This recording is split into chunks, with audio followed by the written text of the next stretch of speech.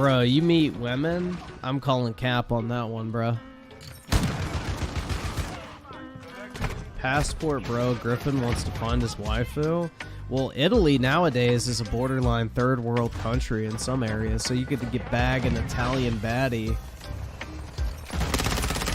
Dude, Italian chicks are fucking fire. So that wouldn't actually be that bad of a deal.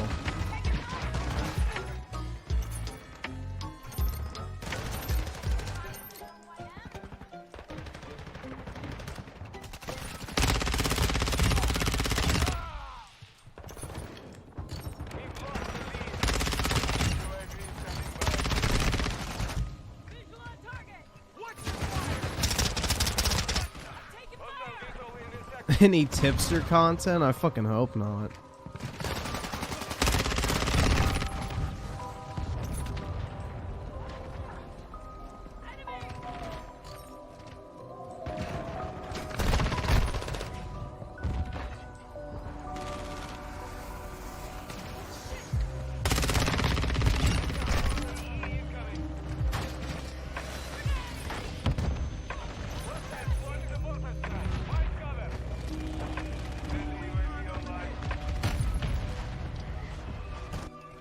You made a right wing bad video? Dude, the right wing is bad.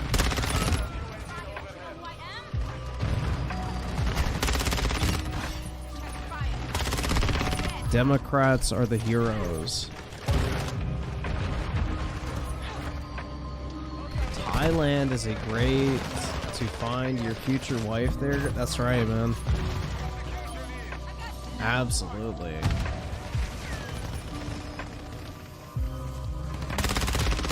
I do not want to go to Thailand. No part of me wants to go to Thailand. Like, I don't know, man. Like, no thank you. I'm not a sex tourist. That's fucking weird. No thanks. Sex tourism is not for me.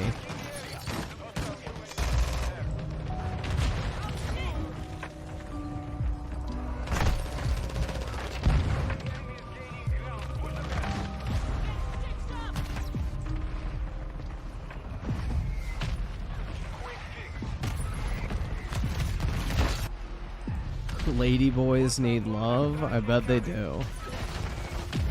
But unfortunately, they won't be getting it from me.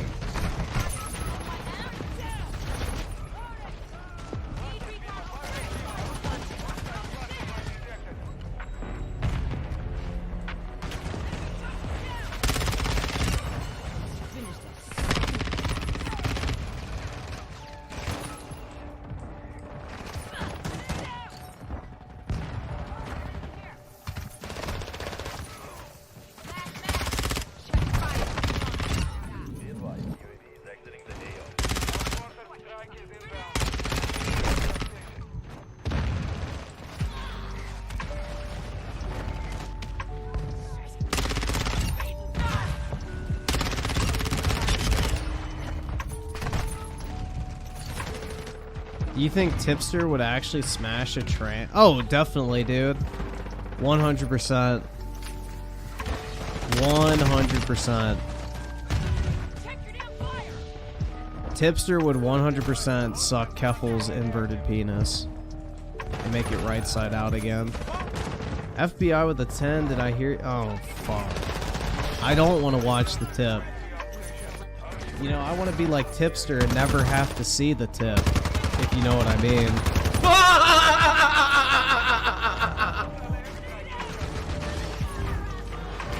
Shadow Evil with the 2. Music Night Chat. Play Honey Hop Galaxy from Super Mario Galaxy 2. Okay. Let's see. I'll mute the spooky Halloween. Honey Hop Galaxy OS. Holy shit. Is it Honey Blue? No, there's a different one. Okay.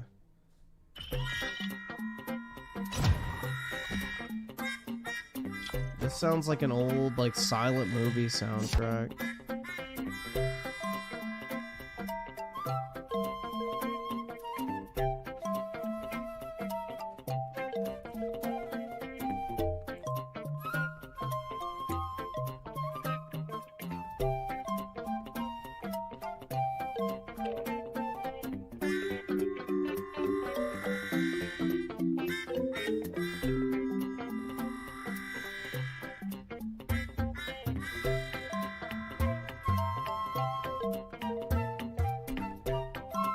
worried Nier might turn me as well. Turn you what, bro?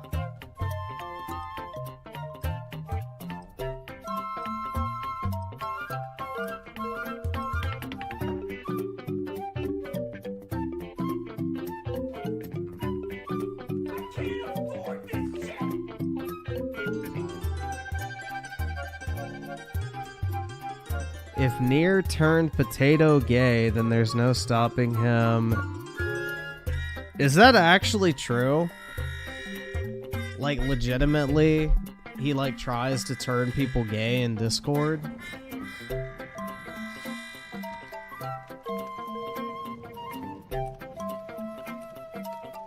No, it's a... Okay. I was about to say, man. Because there are those type of gay guys that, like, go after straight dudes and, like, try to convince them that they're gay when they're really not. Just so they can fuck them. It's like a sport.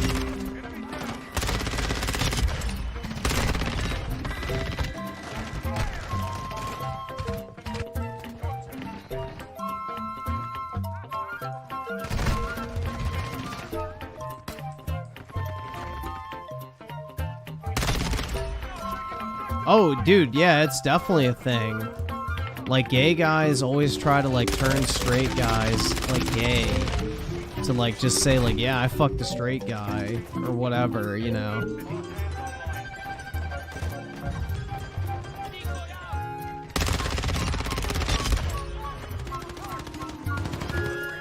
Just like dudes will try to be like, yeah, I bet I can make her not a lesbian anymore. You know what I mean? It's like kind of the same shit, but a little bit more common.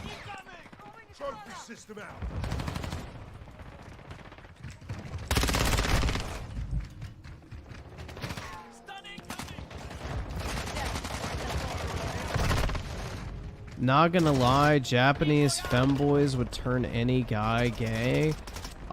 Speak for yourself, my dude. There is no fucking chance that would ever happen with me.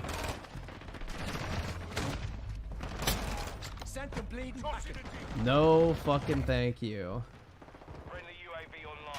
That is not not true in my case.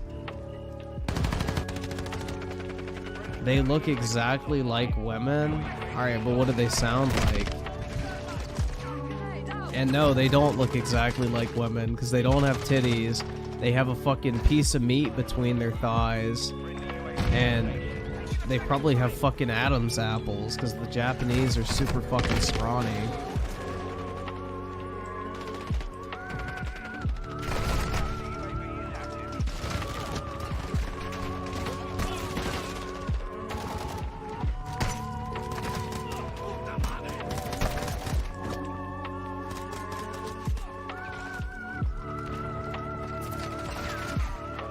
I am not looking up Japanese femboy porn, bruh.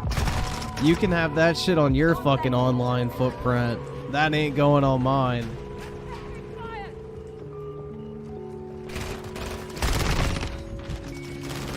When the fucking FBI or NSA wants to fucking blackmail me one day, they're not gonna find Japanese femboy porn in the list of things I've looked up.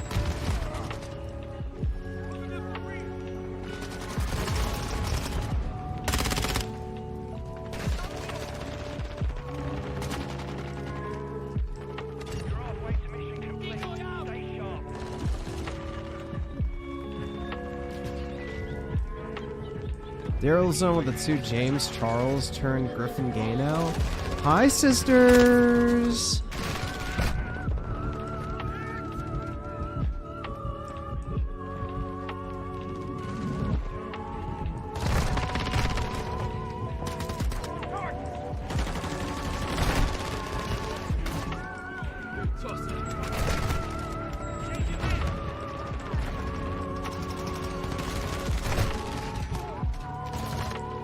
Porn addicts need help. Yup. Dude, that's the thing, is like a lot of these guys that are into like these femboys and shit are 100% mentally ill. Like, they're addicted to porn to a dangerous fucking level that, you know, normal porn doesn't do it for them anymore. So they need to watch like these weird fucking just mutated versions of what sex actually is, bro. They need like these constantly evolving, intricate, and just over fetishized like scenarios to have like the same level of interest that regular porn used to have on them, because they've come like so desensitized to like just looking at a naked chick, for example, that it doesn't do anything for them. They're like, whatever, she's just naked, dude. And then they're like, oh, it's just a girl getting fucked by a dick, who cares? Oh, it's just a girl getting fucked by 3 dicks at once, who cares? Oh, it's just a girl getting covered in fucking 45 cum shots, who cares? So then they evolve into like the really fucking degenerate shit.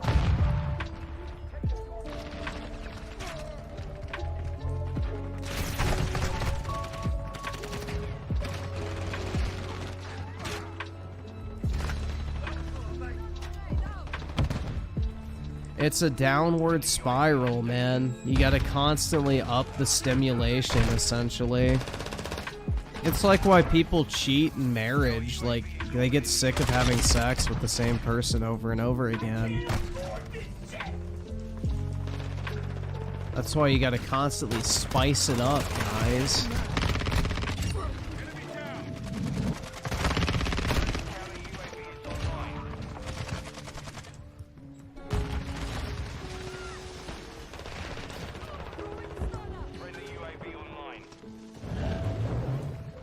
But yeah, I don't know, man. It's like everything in today's world is like so over-sexualized 24/7 anyways. So people are already like naturally numb to a lot of sexual like stimulation right off the bat.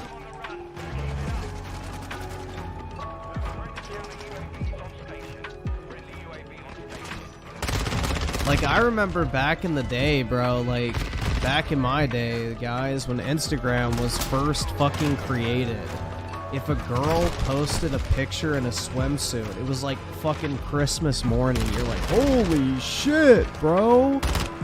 Now it's like you literally have bitches with 2 fucking quarters covering their nipples and a piece of dental floss covering their crotch. Like, now it's like nothing.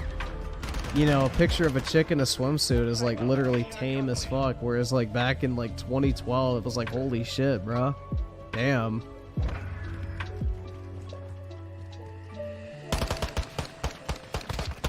But yeah, I don't know, man. Things have definitely changed, especially on the internet.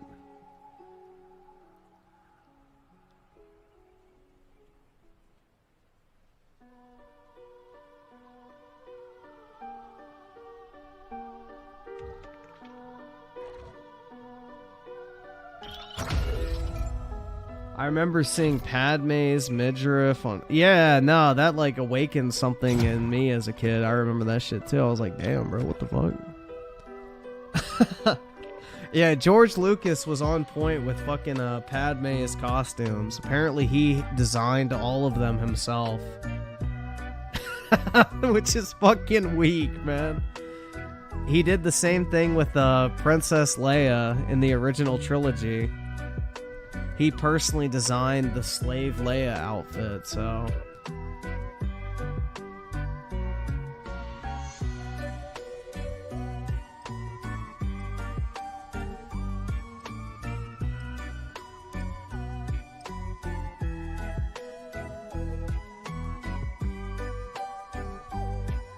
Yeah, it's like, dude, back when, you know, I was like in school and shit, it's like... You know, if a girl, like, posted a picture in, like, a swimsuit or whatever, you got, like, an underwear pic or something like that. Like, that was a big deal. Nowadays, you can see that and so much fucking more. You can literally see bitches spreading their lips for the camera for $5 a month. It's, like, insane, man. Like, sexual display is so fucking accessible at this point. It's not even, like, special anymore. Like, that shit is fucking readily available, common as shit, and, you know, it's just pretty disappointing in all honesty, man. feels like something was lost. It's like at this point, it's almost more attractive or exciting when you see a girl not acting like a complete hoe on the internet.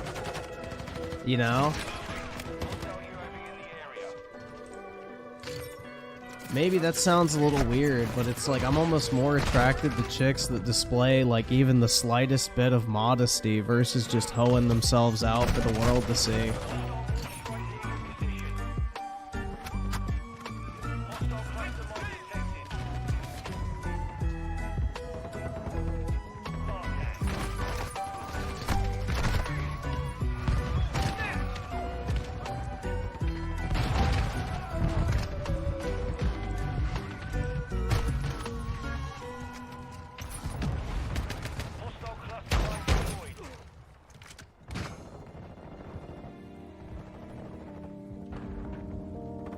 Well, dude, if a girl has an OnlyFans, I'm not even gonna talk to her. Like, there's no fucking way.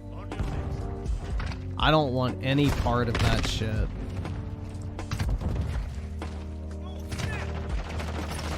I want zero fucking part of that.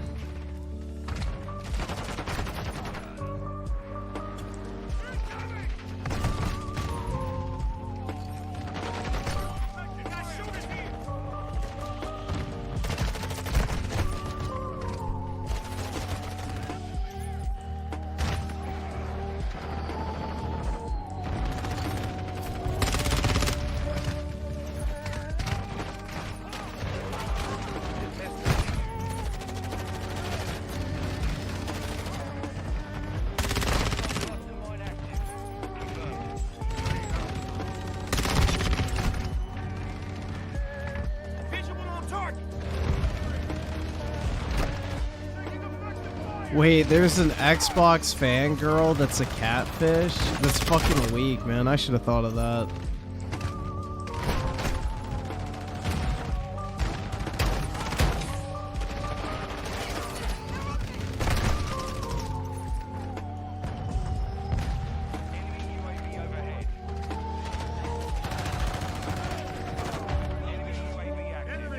Imagine what a girl looks like naked. Sometimes it's cooler than actually. Yup, bro, it's like the imagination aspect is almost more powerful than seeing it. 100%.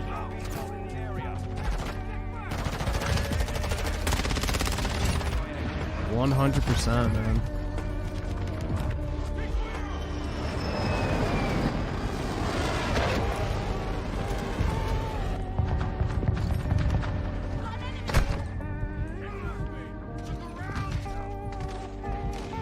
It's always funny to see the mental gymnastics you see from those interviews of guys being asked if you'd be in a relationship with someone that has an OnlyFans. What happened to shame? I mean, the thing is, man, is I wouldn't be in a relationship with a girl at this point unless I like had the intention of like marrying them in the future. Like if I didn't see them as a potential life partner, I would just go ahead and break up with them. Because, you know, at this point in my life, I should be looking for that type of relationship anyway. And there's no fucking chance I would ever want to be in a long-term committed relationship and potentially start a family with a chick that literally is getting fucked on the internet. Like, no fucking thank you.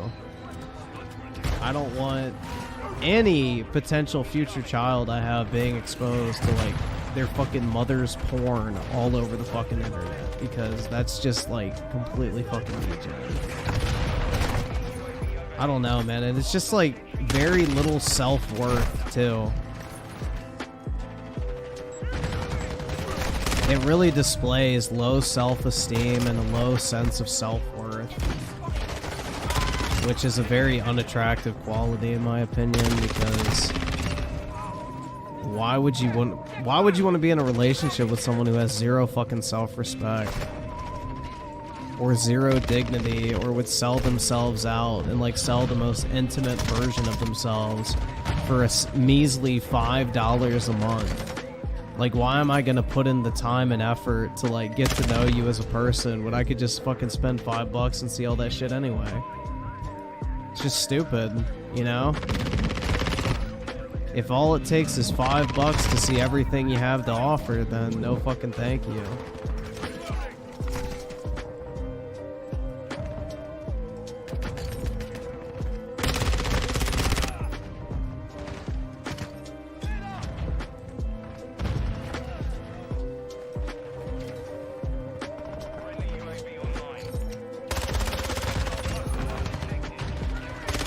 Like, I think there's gonna be so many of these women that just have, you know, insane amounts of regret for doing this type of shit.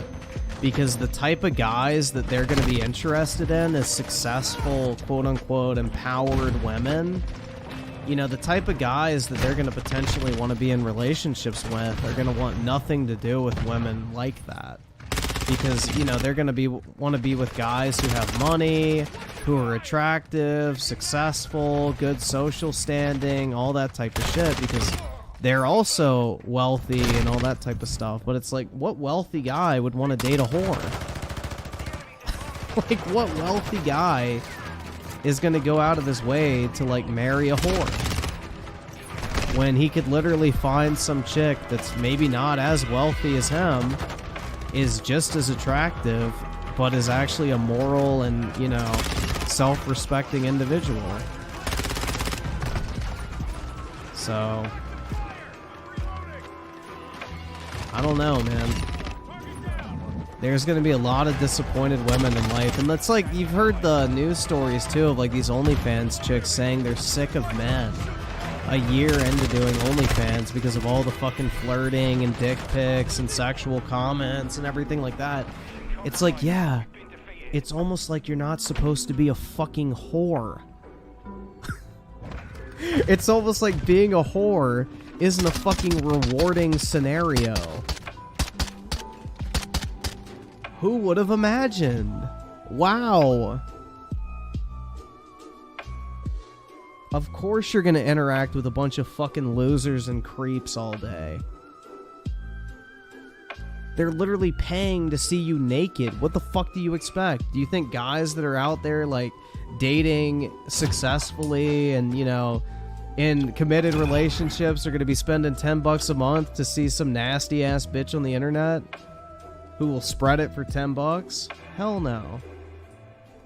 You're getting the bottom of the barrel type men interacting with you all day constantly.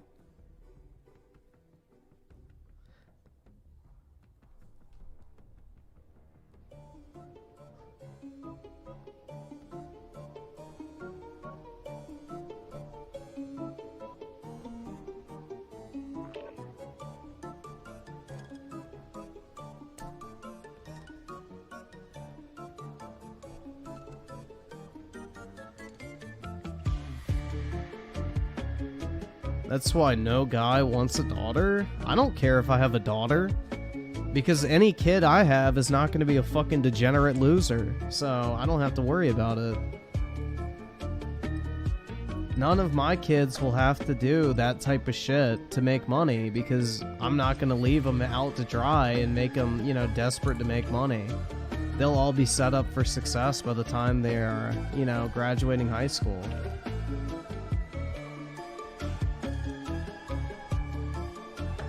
They won't need to resort to that type of shit.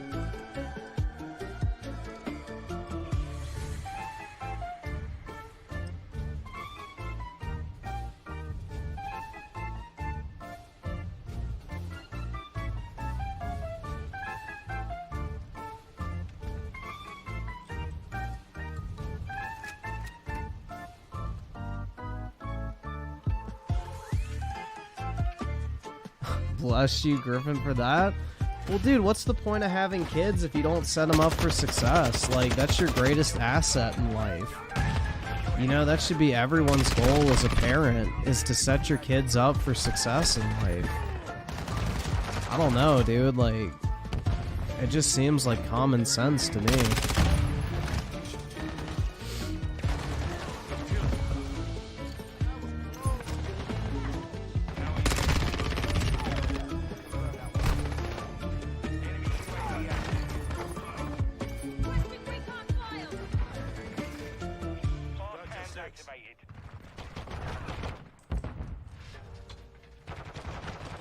Set them up and complain that they have it too easy? Hell no. No, I'll just teach my kids from a young age that they're better than most everyone else. And that they shouldn't lower themselves to that of the common pleb. You know, the common knuckle dragger out there.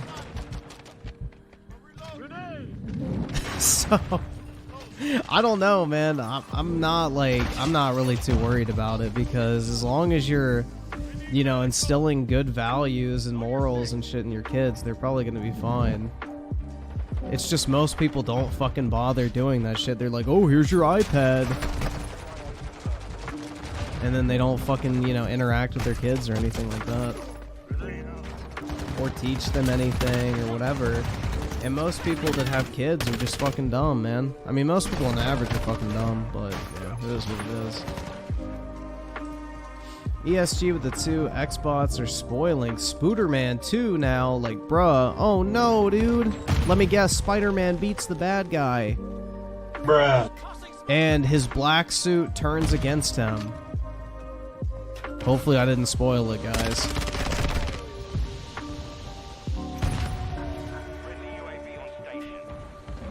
DJ Aftershock with the 2, would you make your kids aim for top elite schools? Probably. I sure as shit wouldn't reward mediocrity.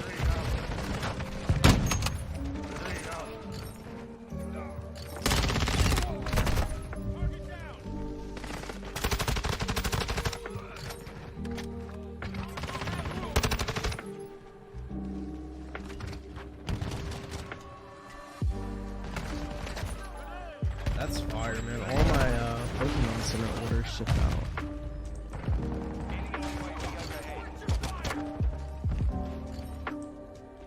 Griffin, I hate to break it to you, but your daughter is going to end up getting black no matter what her financial status is. I don't really care.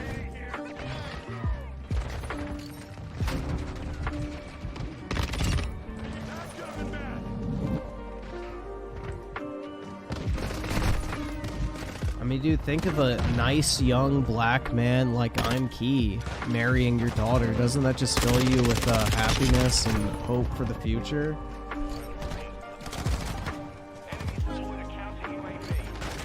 I mean, what father wouldn't want their daughter to end up with a nice, respectable man like I'm Key? You know?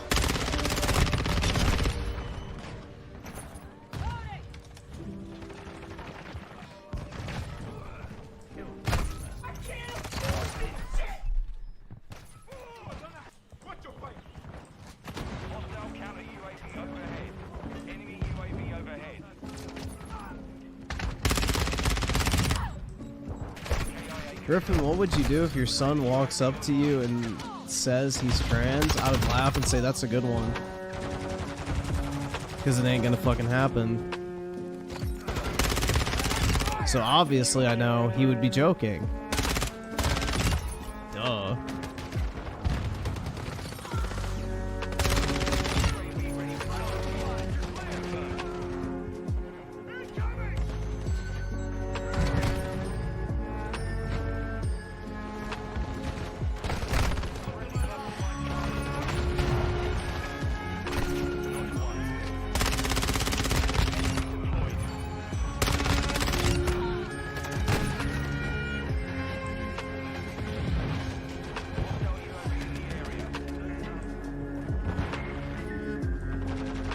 Make sure your son doesn't have a... I don't really... Dude, this is the thing, is... My kids will not be under the impression that their teachers offer anything outside of, like, basic knowledge and should not be taken seriously. See, this is the thing, guys, is you just have to make sure that whatever they're learning in school or wherever else, you're, like, educating them essentially when they get home. Like, you need to actually talk to your kids about what they're learning in school and set, like, the record straight about what they should actually believe and that type of shit. So you have to play an active part in your kid's life. You can't just, like, throw them into the fucking school system and let them take everything as gospel. You need to, like, challenge the ideas that you disagree with that are presented at school. It's just most people aren't active in their kid's life, and that's the issue. So these schools have like all this fucking influence over them because nobody engages with their kids. You know, they get home from work and they just want to sit on their fucking phone or, you know, watch TV. They don't actually, you know, talk with their children or whatever. So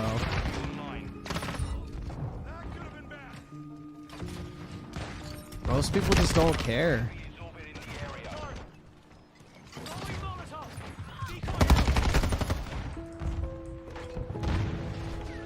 So, well, just because they're in private school doesn't mean they're going to have good teachers, man. Most teachers are overwhelmingly, like, hardcore leftist, so it doesn't matter if you're at a private or public school.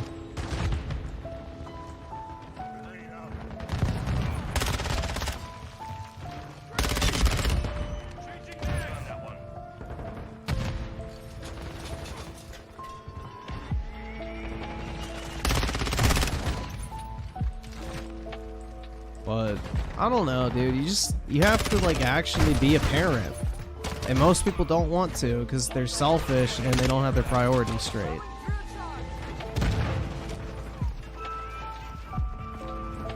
It's like pet owners, even like just to compare it to something else. You know, most people's dogs are extremely under-exercised and overweight because they don't take the time to actually, you know, properly care for their animals and walk them and play with them and engage with them. You know, think about all the fucking, like, people who have dogs and stuff. Most people don't exercise their dog enough. Most people don't train their dog right because they don't want to put in the fucking effort. But if you do put in the effort, then you get a great pet. Same thing with kids, man. You got to put in the effort. And if you do, chances are they're going to do very well in life and you're not going to have a bunch of issues. But you have to be willing to make sacrifices and, you know, invest the time, essentially.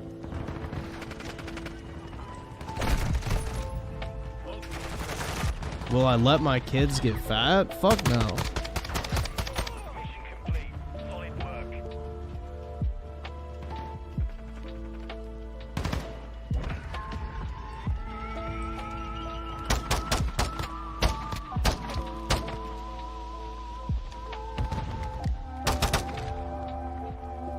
Or pot an investor with DeFi. My dad didn't do any of that. He only drank when he got home. That's a shame, man.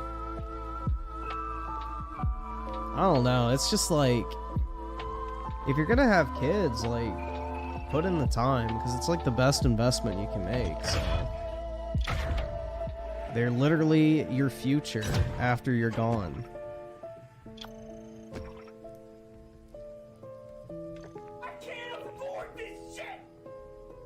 What if one of your daughters fell in love with you or their brothers? This is not a fucking anime, bro. Also, turn off the porn. Holy shit.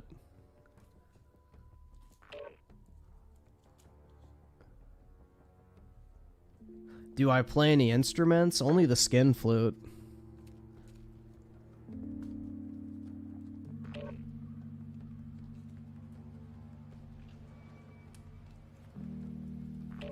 What if your kids found your YouTube channel? I'd be like, yeah, I used to be famous, hell yeah. But I doubt that would ever happen.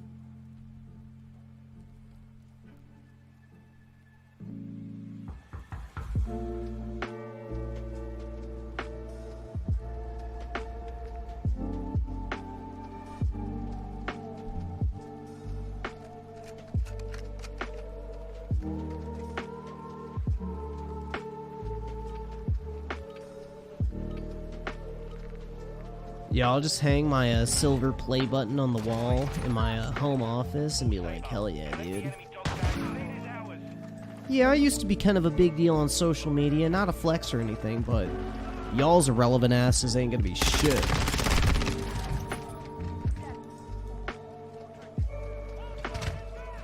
But, yeah. Yeah, I have the silver play button somewhere. I don't know where the fuck it is, but I have it. I've never, like, so it comes in a YouTube shipping box. I literally opened the shipping box to take a singular picture of it. I took a picture of it, put it back in the box, and then when I moved, I don't know what the fuck I did with it. I have it somewhere. It's just like in a bin or something somewhere. But I've never like actually displayed it or anything like that. I'm not really a hang stuff on the wall type person. Yeah, pretty much, man. If my kids grow up to be gay, I'm beating the shit out of them. Look here, there's two choices in life. You pretend you're straight, or I beat you to death. Pretty much, man. I figured you ain't gonna be putting that out on display. Yeah, I mean, I guess it's cool. It's like kind of a little relic. Like, oh, dude, hell yeah, I got 100K subs, but it's not like a big deal. I don't really care. I'm more proud of the fact that I've made $100,000 on YouTube than 100K subs. Like, that's more impressive to me. I like the reflection of my bank account versus a follower count.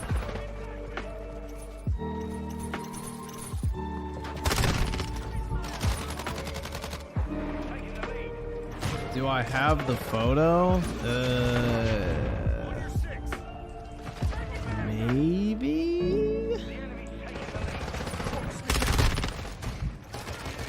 Not on this phone. I don't know. Maybe it's on like my Google Drive or something. I have no fucking clue. It may be on Instagram. Let me check. Maybe it is. Let me switch my account. Did I ever post a picture of it on Instagram? Nope. I did not. Yeah, I don't fucking know, bro. Maybe it's on my community tab, but you'd probably have to dig through like years of shit. Years upon years of shit. Let me see if I can find it.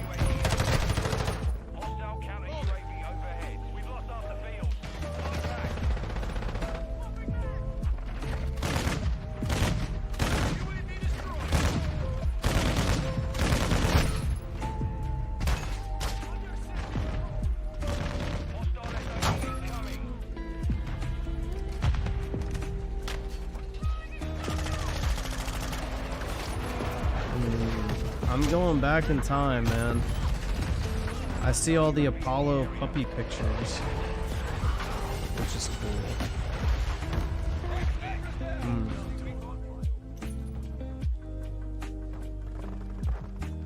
Let's see. 2 years ago.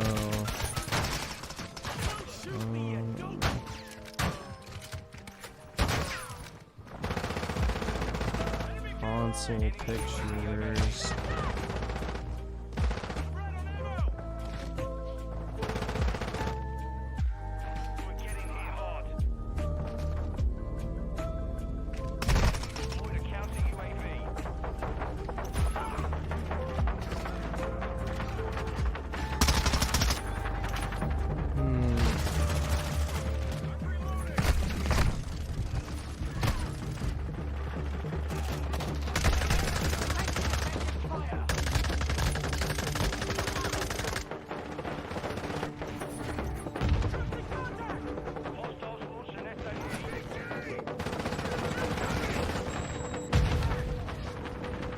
Nope, I don't have a picture of it on my community tab either.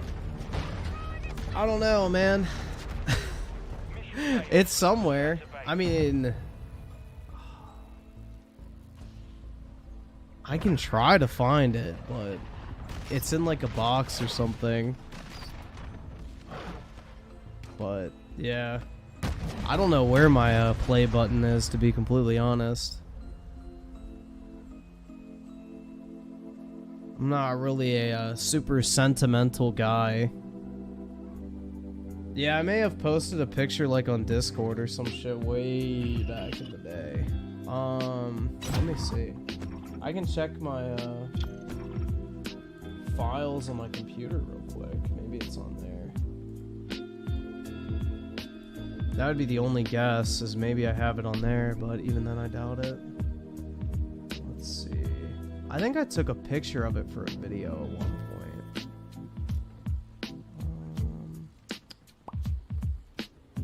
Let me see.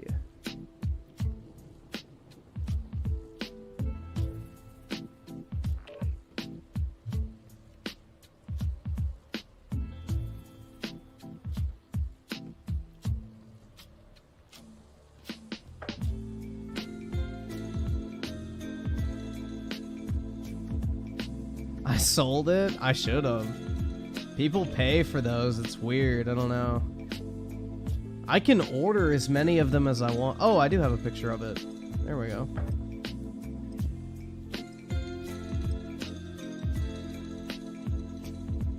Yeah, there it is. There it is, man. This is literally what I mean. Like, you can see this is the shipping box it came in. You can see the tape. That's the tape that, like, taped the top down. Literally, all I did was open it up, took a picture, put all that shit back, and then put it in a box. So, yeah. I've never, like, actually displayed it or anything. So, but yeah, there it is. But you can order as many of them as you want. You just have to pay for them after the first one. The first one you get for free. The, like, following ones you can buy. And they cost, I think, like $50 or something like that.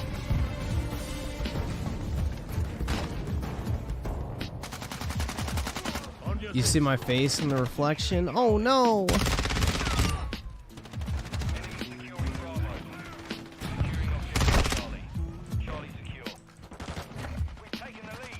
Dude, I never talk about my fucking YouTube channel with my family.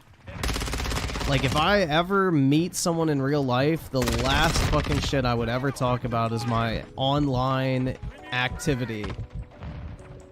Ain't no fucking way.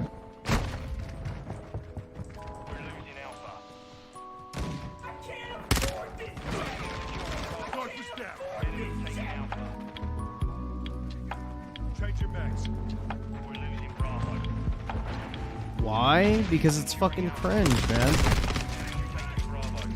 I'm an influencer. But yeah, I don't do that type of shit. I don't know. It's just corny to me. It's got nothing to do with anything in real life. Like, I guess if I got to know somebody enough and it came up, then I would mention it, but unless I really know a motherfucker, I wouldn't even bring that shit up.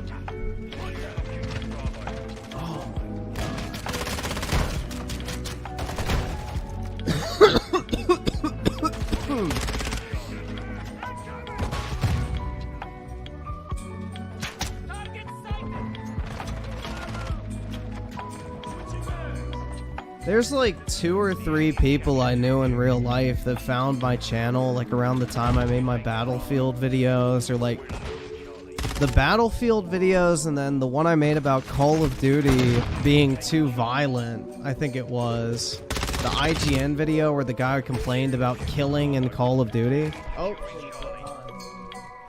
where's my mic?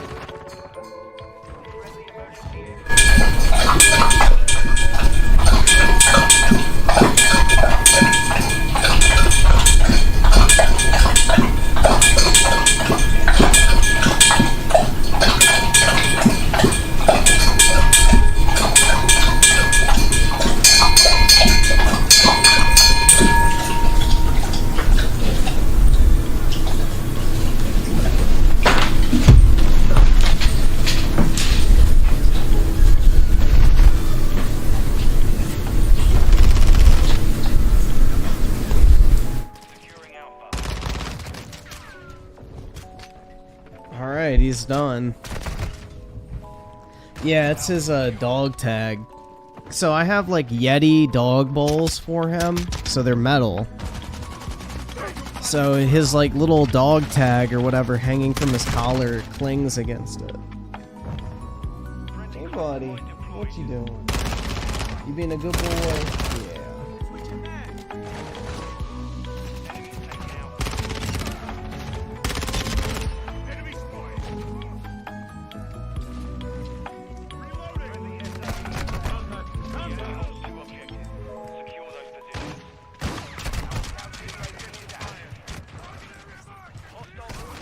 So let's see, Rick Rod with a 5. Can we watch The Problem with Men Being Feminized? It's 32 minutes long. You don't have to watch the whole thing if you don't want to, but it's good. Yeah, we can probably check it out. And DJ Aftershock with the 2 is Apollo / would you put Apollo on a raw diet? I would if I just had like stupid amounts of money, but raw diets are expensive for dogs because it's not just like, oh, give your dog a steak. You have to like give them ground up bones and organs and that type of shit as well. So it's not as simple as like buying cheap ground beef and like putting it in their bowl. You have to like buy specialized mixtures to make sure they have like the proper nutrition and everything. So I mean, I probably would, but that shit mad expensive. It's like $500 or $600 a month to do like raw diets for dogs if you get the good ones. Yeah, I just give him like meat and stuff every once in a while as like a treat. So like if I'm cooking hamburger meat or something, I'll throw like some in like a pan for him and just cook it without seasoning and then dump it in his bowl. Or I'll give him like green beans, fruit. You know, he loves pumpkin, corn. He can't have chicken because he's like allergic to it. Apparently a lot of dogs have like a intolerance for chicken and it gives them the squirts. He's one of them. So he can't have chicken, but pork he can have. Lamb he can have, which I do buy these like little things called raw, like instinct raw I think they're called. But they're frozen and they're basically just meat chunks. And you microwave them and it's like basically just like meat for dogs. So he loves lamb. So he gets that a lot. But then I order like basically like dog beef jerky where it's like duck meat, turkey gizzards, beef tendons, that type of shit. And he loves those, so I get him a lot of that type of stuff.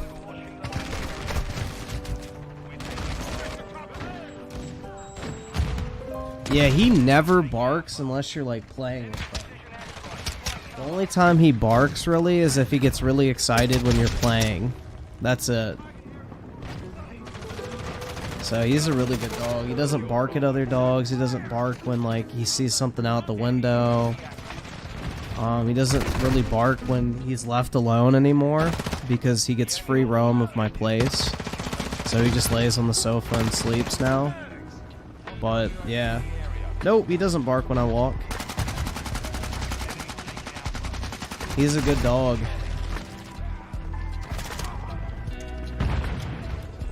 Only thing he does that I don't like is he just gets really excited when he sees people. Like, that's his one flaw at this point, is he just gets so excited when he sees new people that he just starts jumping like crazy, and he can't control himself. Like, even if you wave a treat or food in front of him, he doesn't stop. Like, he's just so excited to see people. Like, he loves people. So, that's like the one flaw he has, is he gets a little jumpy when he gets excited, but that's how he was when he was a puppy. He was like the most jumpiest puppy of like the litter. Like the entire time I was doing like the puppy visit, he was jumping all over me. So he loves to be all over you, essentially. But yeah, whenever like you leave him and then come back, he gets really excited whenever you come home.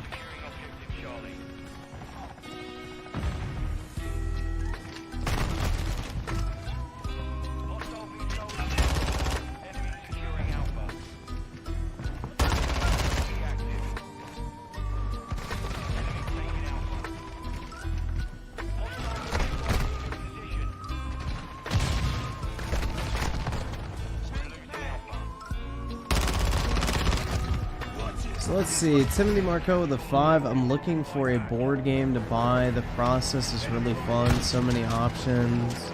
Or so many more options than the traditional Hasbro ones. Yeah, if I had friends, then I probably would like board games. I loved like Monopoly, The one I liked a lot, it was called like Parcheesi or some shit like that. I don't fucking know, but I used to play that as a kid with my family. But yeah. And DJ Aftershock, I think I read yours, so good. And Cameron with the 1. You're broke! You're fucking poor!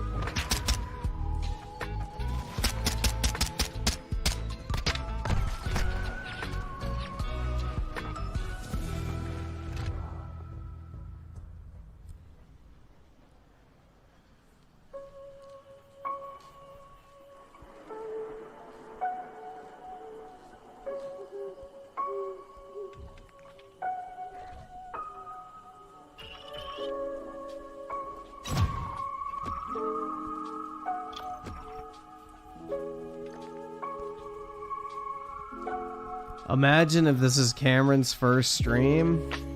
Nothing quite like You're broke! You're fucking poor! to pop your cherry and get you used to the gaming experience.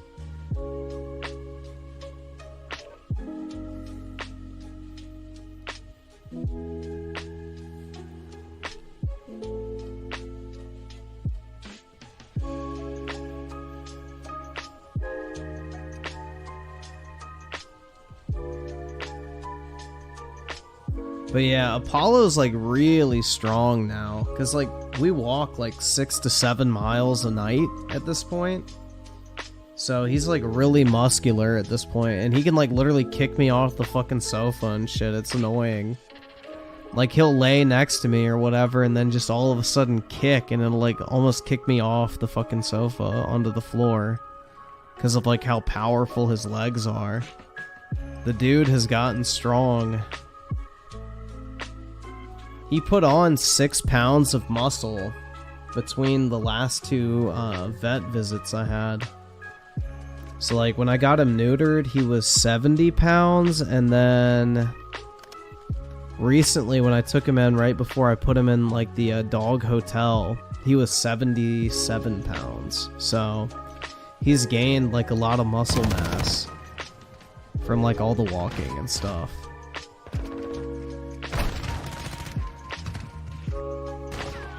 Yeah, he would be a terrible guard dog. Like, he would just, like, try to lick the person coming in.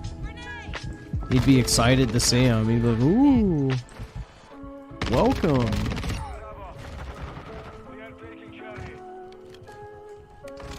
Yeah, you don't get a golden retriever for a guard dog. You get a golden retriever for, like, a just fun dog to have around.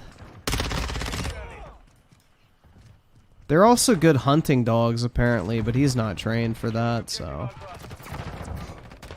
They're just really nice and friendly dogs, and they're very smart, too.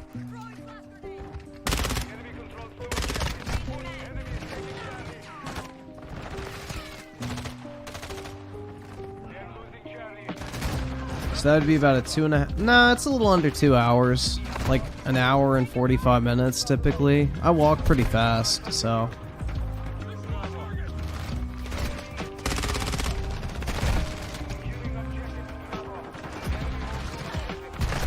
Typically like an hour and 45 minutes to 2 hours is generally about all it takes.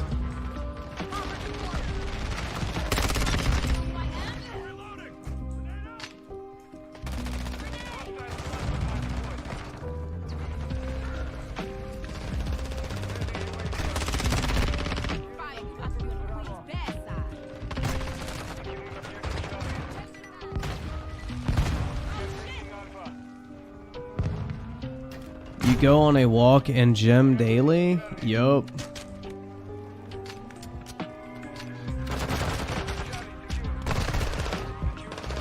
Pretty much. I mean, my schedule is pretty much wake up, work, go to the gym or walk the dog, eat dinner, and then go to the gym or walk the dog, depending on which one I did earlier. And then I stream. So that's pretty much what I do every day.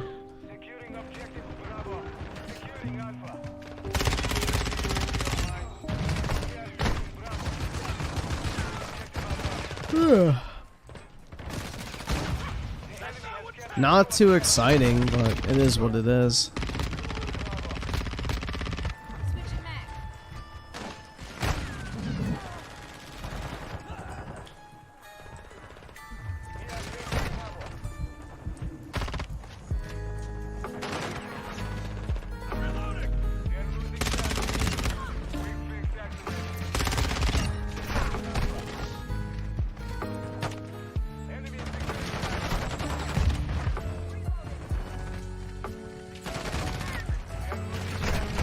wonder what DSP's daily routine is like.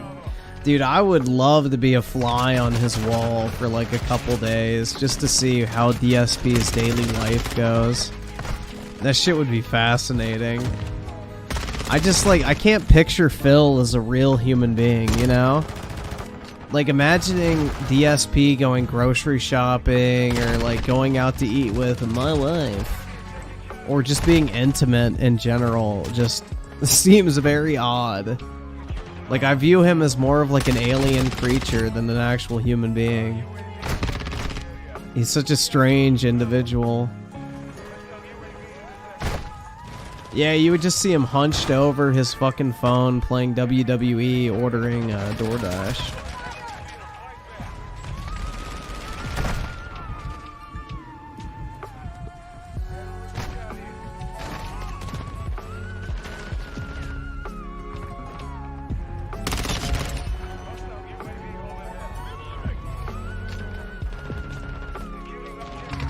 Yeah, I cooked a big ass batch of like fucking spaghetti today. So that took like an hour and 30 minutes. This shit fucking takes forever, man. I'm way too like autistic with like preparing food though, because I add like a bunch of unnecessary steps, but I don't know.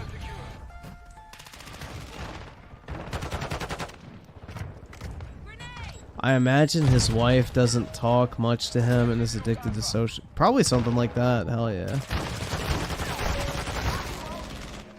I 100% believe Phil is an alien. Dude, I just like... I can't picture him living a normal life. I really can't.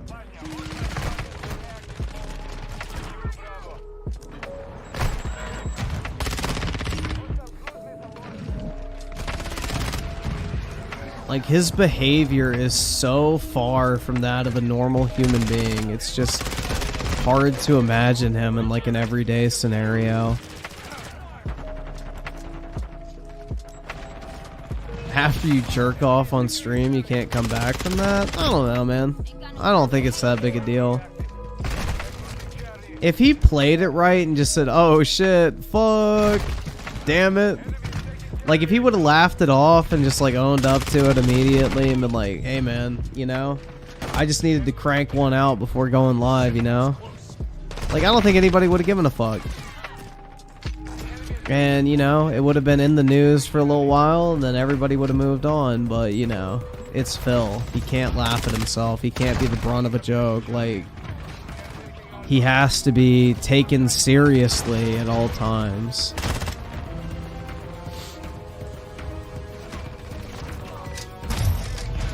Well, at first he tried to play it off like he was scratching his thigh.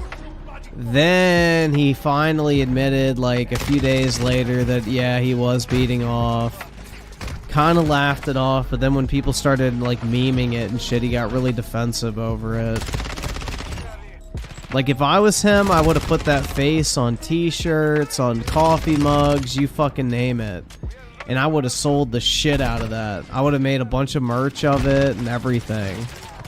You know, capitalize on the controversy. You know, that shit's going to be everywhere on the internet anyway. You might as well make some money from it.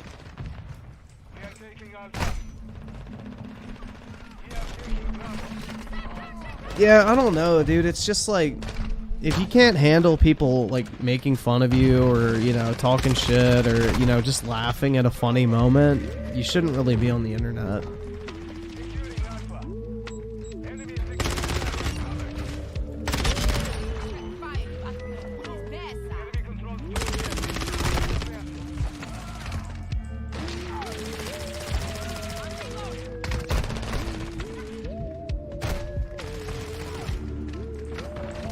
But Phil is definitely the type of guy who Googles himself constantly.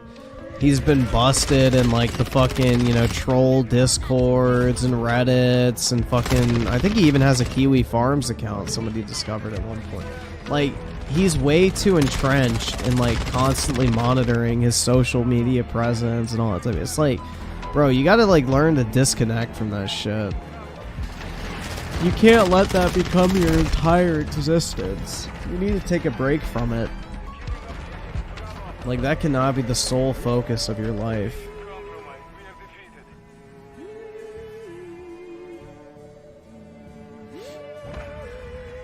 I mean, in a sense, you kind of are weaponizing your content, but it's pretty harmless. I mean, when you're talking shit about somebody, like, obviously you're kind of like, you know, throwing your fan base in their direction, but it's part of being online. It comes with the territory. If you don't want to be, you know, someone who's publicly uploading content and being the focus of people's attention, then don't fucking make yourself that in the first place. It just comes with the territory. You know, if you want to be in the public eye, be prepared for people to talk shit. That's the fucking trade-off.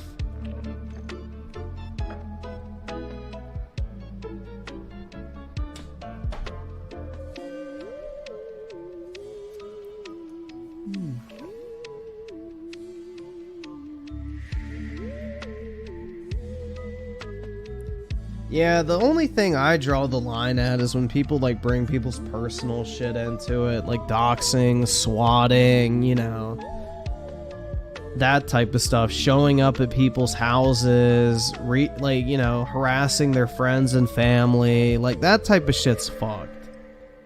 That's where I draw the line, but I don't know. I don't engage in any of that type of behavior.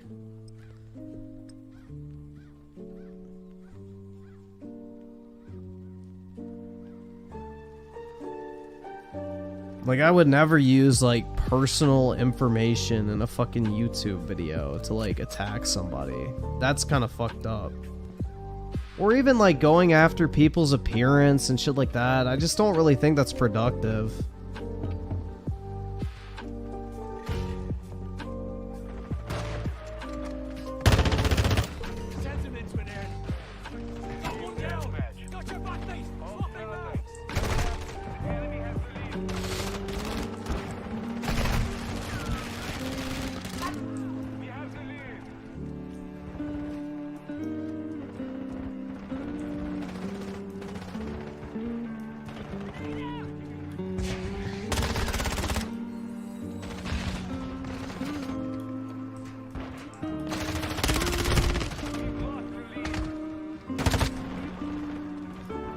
How did they censor Nikki's ass, bro? That shit's on full display.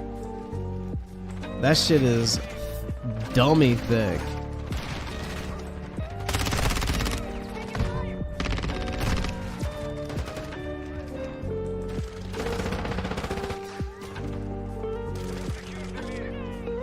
I'm sorry, Griffin, but I'm just remembering that video you did of the guy who looked like a Dorito? Who the fuck was that? The Dorito. An eye for an eye.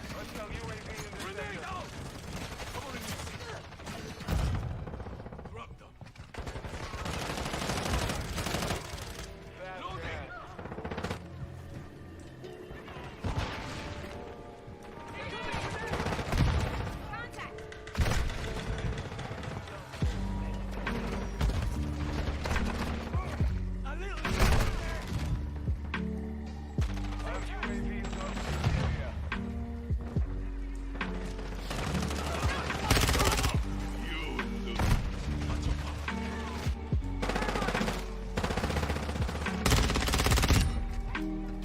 Yeah, I think there's a demo for Forza Motorsport out right now, but I'm not 100% sure.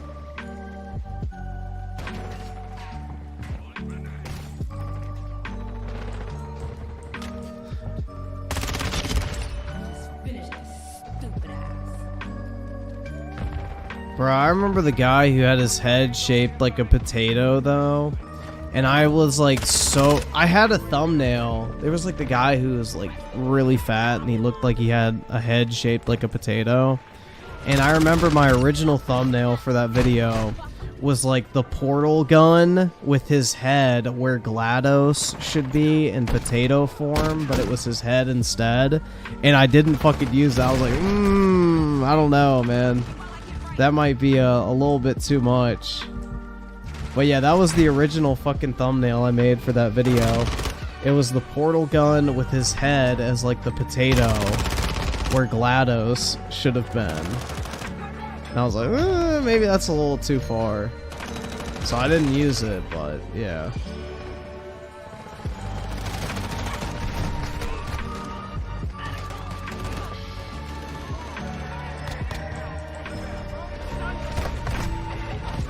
I try not to go after people's appearances, man. I try to keep shit on topic as much as possible. Especially, like, on a stream, I think that's, like, whatever. Who cares? But, like, in an actual YouTube video, I try not to go after, anybody's appearance or personal shit. Like, I don't know. I just don't really like it. The only thing I will do is if it's like a fucking 40-year-old man acting like a fucking infant, then yeah, I'll talk shit about their age. Because it's like, bro, you're a grown-ass man acting like a fucking child. That, I think, is fair game because you're 100% choosing to fucking behave that way. That's more so behavior than the fucking appearance.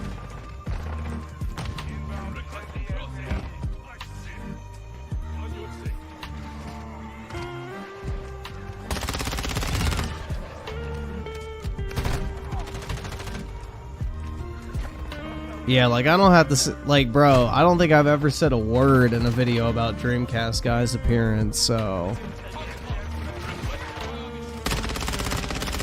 Or I'll just say something along the lines, like, if they try to make a personal attack of that manner, I'm just like, bro, are you really want to be insulting anybody else's appearance?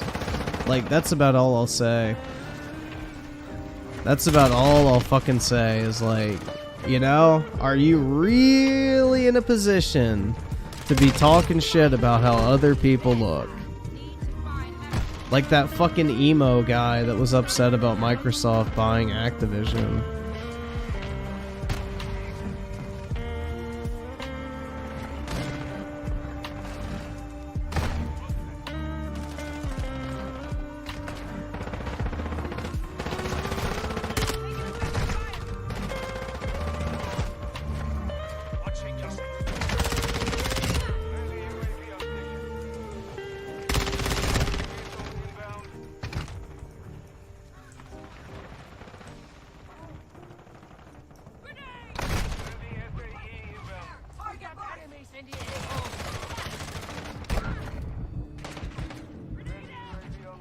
Griffin really has no rights to talk about looks.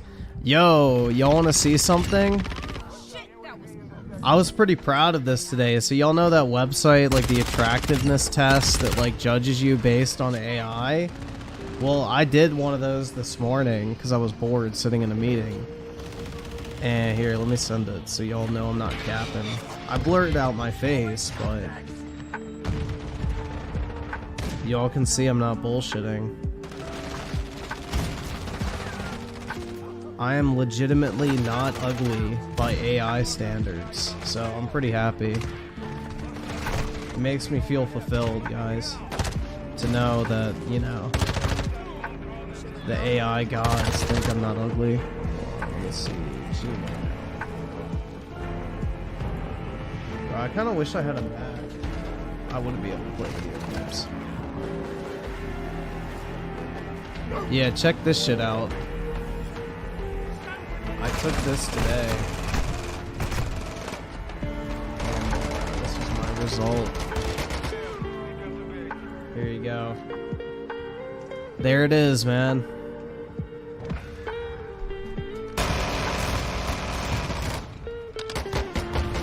.92 out of 10. I'll take that. That's pretty decent.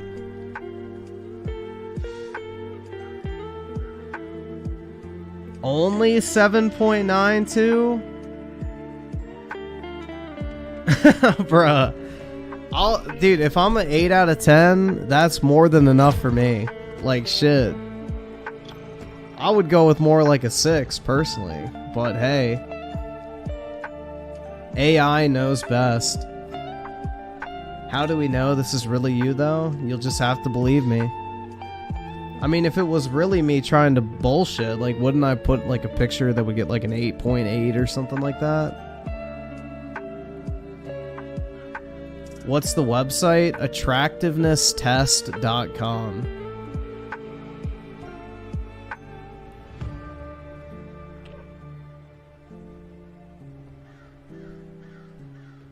Yeah, so I don't know, man. I feel like 7.92 is pretty decent, you know? If somebody said you're an 8 out of 10, I'd be like, oh, thanks.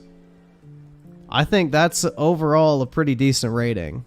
I'm not going to be even slightly upset over that.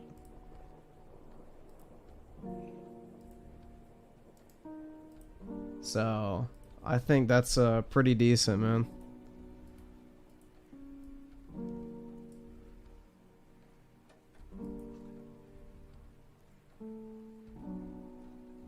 Griffin's V-neck is wrinkled. I was shirtless in the picture, so.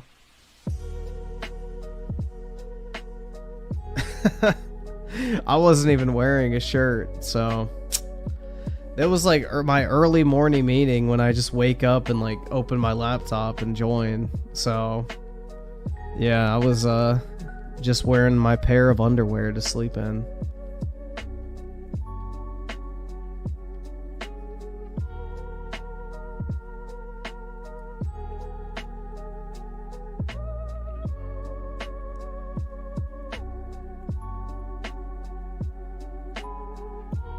Griffin, try to rizz up some coworkers. Everyone I work with is either a guy or like in their 40s, so no thanks. I think I'll pass on that one, but thanks for the advice.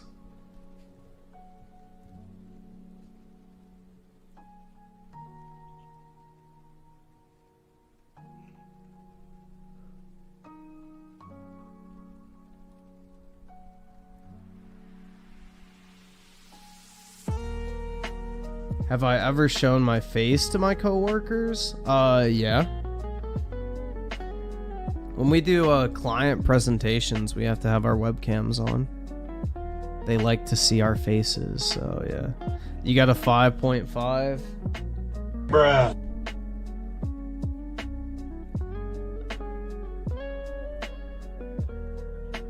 Try a different angle.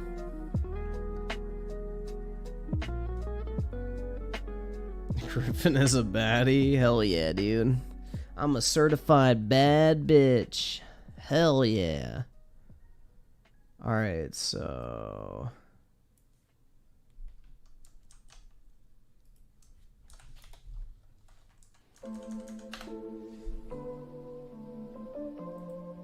For Call of Duty Modern Warfare 3, we've added a new way to customize your weapons, aftermarket parts. Aftermarket parts are a new option within Gunsmith. A way for players to come back to a weapon that they may have already mastered or played out, and it's going to give them an entirely new dimension to... Yo, what gun does that look like? Shit, that looks like something, man. I've seen a gun that looks exactly like that before. Interact with the gun It kind of looks like a Mass Effect weapon. in a way the regular attachments can't. Think of them as remixes for the guns. Really, the easiest way to say it is they're nearly a new gun. They are powerful, meaningful changes to these weapons. Caliber, the way that they fire, both rate of fire as well as potentially the fire type. We're going to have one The Ripper? It does kind of look like that, yeah. of our heaviest light machine guns in the game have a conversion kit that turns it into a bullpup, which greatly shortens the configuration of the gun and makes it so that you can really run and gun with it. You can spray from the hip, you can sprint out way faster than you could with this much longer, heavier version of the weapon. Aftermarket parts really aspire to just be fun. We want some of them to be just absolute oddballs that players are completely caught off guard by and want to get in there for just the sheer spectacle of it. It's going to expand playstyles dramatically. We've put a lot into aftermarket parts, and we are so excited for the community to get their hands on them.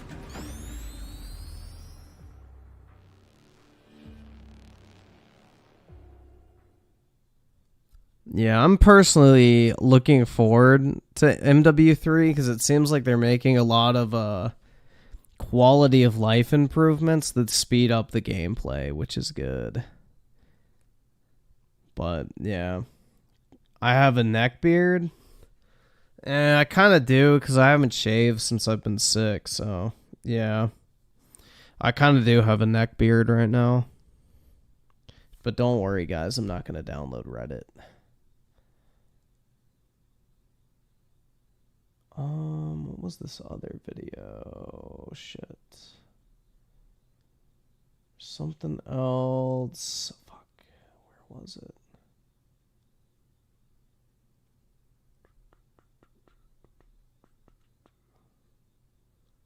I can't afford this shit! It wasn't a link. That's a different one. Maybe that was it. Okay. So, hold on. Give me a second, guys.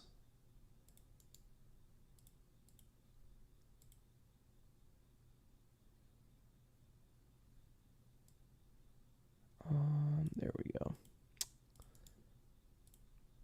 Oh, that's right. It was a review text update video. Update. Skip it up and that up. So I know a lot of YouTubers say this. Daryl's on the 2. Oh shoot! I'm excited for COD 3. You might be a little late to the party, man. Usually when they're in trouble, they say it. So But anyway, but this is not a video that I wanted to make. But it has to be made so you understand the situation and why things for a while are going to be changing. This video will be monetized, and the reason why it will be monetized is because YouTube sends a video out to more people when a video is... I don't really think you need to justify why it's monetized, bro. If you're going through some shit, I think it's perfectly fine to monetize the video. It's monetized because they... Even if it's an apology video, I think it's fine to monetize it. The whole point of making content in general is to make money, so go for it. More people watch it, the more money YouTube makes. So when a video is not monetized, it does not spread as far. And this is something I need to get out there. Hopefully you're understanding. Anyway. Dude, I don't care if I killed someone and was apologizing for it. I would put ads on it. Moving on from that. Some of you don't know because I mean, I've talked about it on and off seldomly in live streams, but if you're just on this main channel and you don't watch my live streams, you may not know. Late February, my daughter was diagnosed with something called Stevens-Johnson syndrome. Stevens-Johnson syndrome is an interaction you have from a medication where basically your body ends up, like she was on an antibiotic, and your own immune system ends up attacking your skin, and it could have been fatal. And there was some points where it was close. Like when she went to the pediatric ICU initially, she had 106-degree fever. And when they performed some surgeries on her, it went down to 92 degrees. That's Fahrenheit. Both 106 and 92 are in Fahrenheit. That's wild. And when it initially happened, I used live streams and things like that to escape, and it kind of worked. It gave me the illusion of a normalcy, and thankfully my daughter has healed in many ways. She's running, she's playing, she's recuperating, minus one very big thing which we found out today, and I knew this was coming, and it's part of the reason why I've been erratic the past couple months. She went for an evaluation, and chances are that she's not going to get her sight back. In the beginning, they said that there was a 90% chance she was going to get her sight back, then now it's down to none. And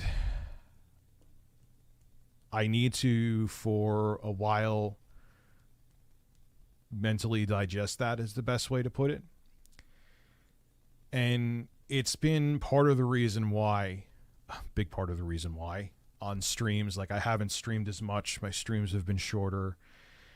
So, and yeah, the internet is definitely the last place you want to be when you're going through shit like that, man.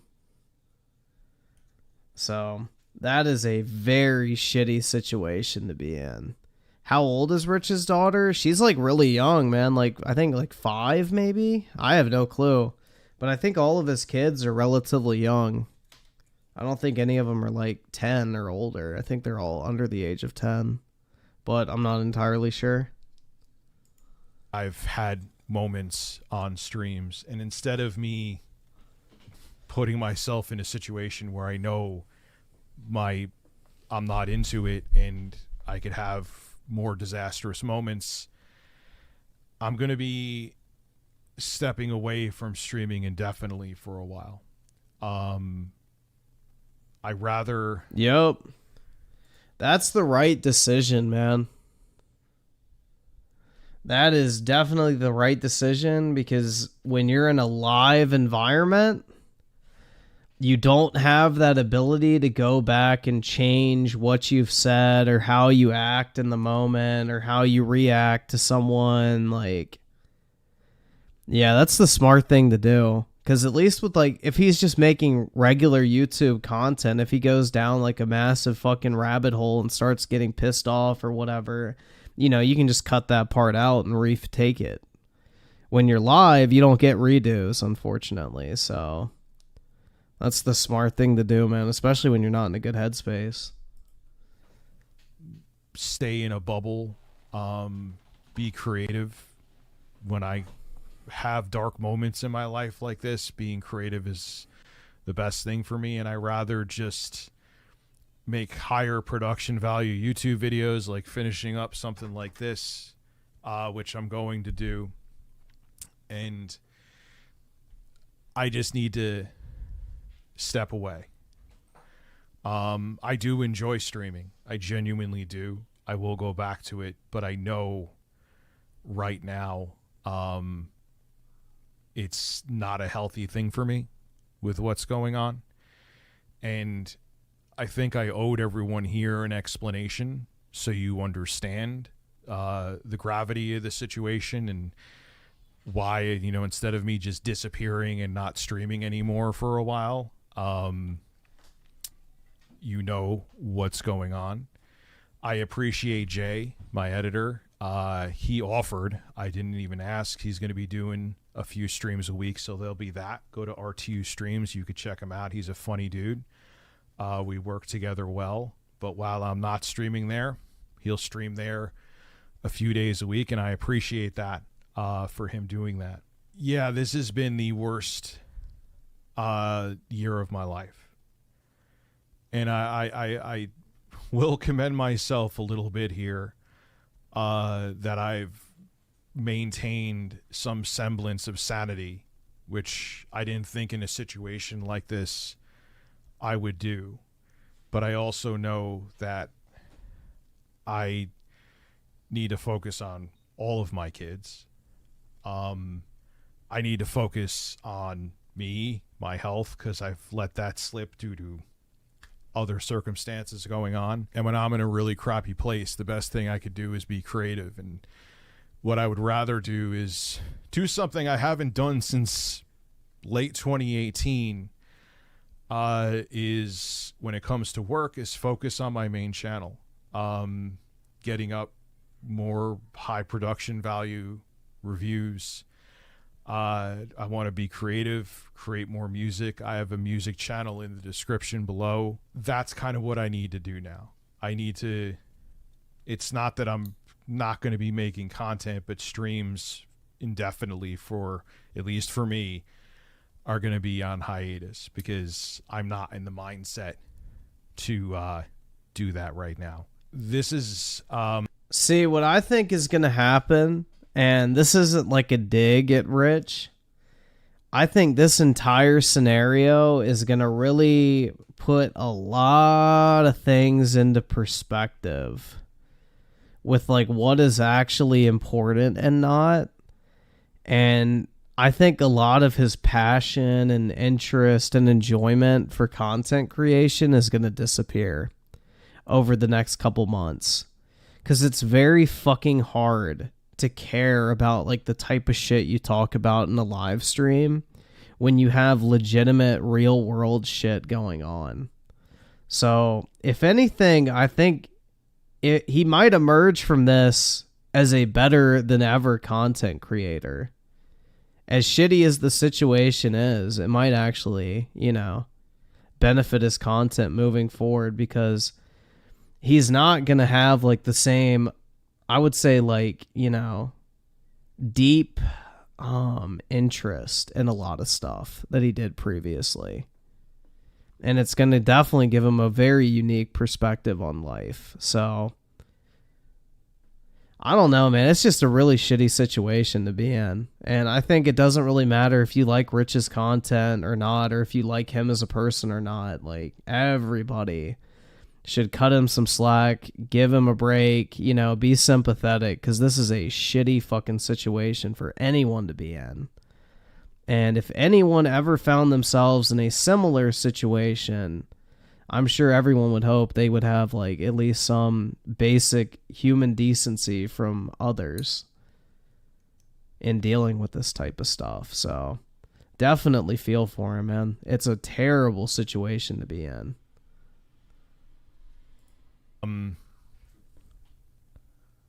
Been the toughest thing that I've had to deal with. And I don't wish it on anybody. It's a horrifying thing to not be able to help your own kid. Bro, DSP's never been in a situation close to this. The biggest tragedy of DSP's life is his bankruptcy, which is 100% his own fault. So stupidity is not the same as your child becoming ill by no fault of your own. And I hope that none of you ever have to go through it. I'm glad she's still here. I'm glad that she is happy. I don't, it's incredible. But this forever has changed me as a person. Yep, I agree, man. Anyone who talks negative to Rich about this is fucked. Yep. You're just a shitty fucking person at that point. Like, this has nothing to do with Rich or his content or whatever you think of him.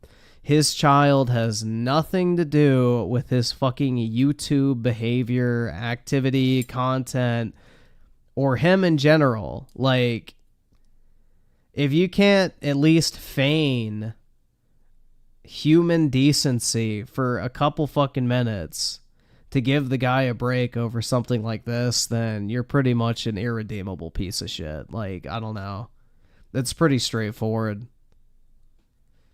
Like, if you're seriously going to use this situation as some sort of gotcha or try to, like, fucking expose them or, you know, weaponize this in any way, shape, or form, yeah, you're just literally irredeemable human garbage. Like, you would be better off 6 feet under the ground than walking amongst us.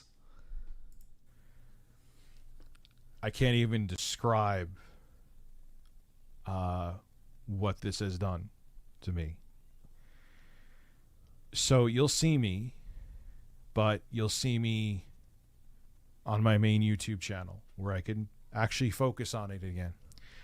I can, like I said before, focus on my health. Obviously, before anything, focus on my kids. And one thing I've been doing as an escape is making music again. I'll have a link to that channel below in the description. And that's from, I ask nothing of my audience. It's just, if you want to help, just watch my stuff. That's it. That's it. That's all you got to do. I'm not looking for anything. Just enjoy my content. Want to go watch Jay's streams on my secondary channel? Go there, RTU streams. You want to listen to my music, I'll have a link to my music below in the description, and you'll see more content up here where I could kind of escape and go into my own world. Because when life deals me stuff like this, which I've never been dealt anything like this before, the best thing I could do is kind of shut off and become creative. You didn't know that Rich made music? You've never heard the Exposed song? Yeah, Rich has made music for a while. And it would be a disservice to you. I'll end the video with this. It would be a disservice to you to stream in the mindset I'm in, because it's you wouldn't be there. I wouldn't be offering you what you came there for. So that is the situation. I'll let you know when I return to streaming. But I'm going to kind of stay in a metaphorical ivory tower and just work on things where I can be alone and just go and go with the flow, I guess. So if you want to see Jay's streams, there'll be a link to the live stream channel. If you want to listen to the music that I've been actively creating, and I'm working on stuff as we speak, there'll be a link to that channel. And again, just enjoy the content here. That's what I'll be doing. But I also need to do other things, like I may have mentioned this before, and if I did, I apologize. Focus on myself, because ever since this went down, I have not been focusing on my health the same way. Well, that's good, that too. needs to change too. And with me not streaming almost every night, I'll be able to do stuff with that. I don't wish this on anybody. I hated that I even had to make this video. I hate talking about it. I like to just block it out of my mind, but it wouldn't be fair to you if you're wondering why my streaming schedule has been weird. My videos have been more regular, but still not regular enough, because to be quite frank with you, some days with what's going on, I don't feel like doing shit. And with the modicum of energy that I have to focus on my kids. I got to focus on my health, and I rather focus on my main YouTube channel, which is something I haven't really done since late 2018. Literally, if I really think about it. Wow. So I appreciate you listening to this for a minute. This video sucks, and I hope you never have to deal with seeing one of your kids go through what I had to see. I'll see you on this channel, and eventually I'll be back to streaming, but I need a break for a while. Thanks, guys. I don't really like Rich lately, but he doesn't deserve to go. Yeah, exactly. There's a huge difference between people's YouTube activity and like real life shit like this. And if people are unable to separate those two things, then you're too fucking far gone. So I think everyone should have just the slightest ability to have an ounce of fucking human decency and give the dude a fucking break. Just in general. Because that's a terrible fucking situation to be in, no matter who you are. And I guarantee you, if anyone else, especially like, you know, if you had a situation similar, even just in severity, it's like you would hope that other people would have that same like basic respect for you as well. And, you know, it's kind of sad that we live in a fucking age where people can't even fucking separate like YouTube content from stuff like this. Because I guarantee you there's going to be people who will try and use this against him, which is beyond fucked. So, I don't know. Wishing the best for him and his kid, man. That's not a fun situation to be in at all. But, I don't know. It'll definitely put a lot of things into perspective, though. So, my guess is he'll come out of this whole situation, you know, almost like refreshed in a sense. Not in like necessarily a good way, but his perspective will definitely be very different. Watch people attack him having ads on the video. Yeah, let's see. You can find those if you do newest typically.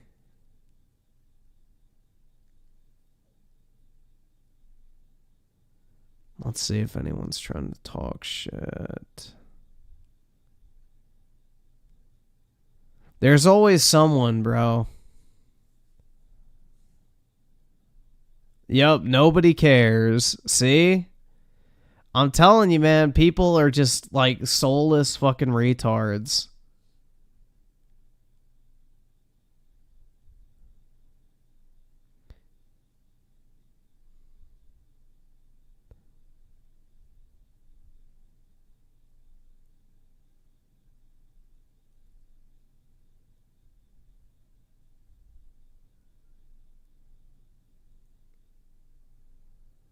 See. See if we can find another one.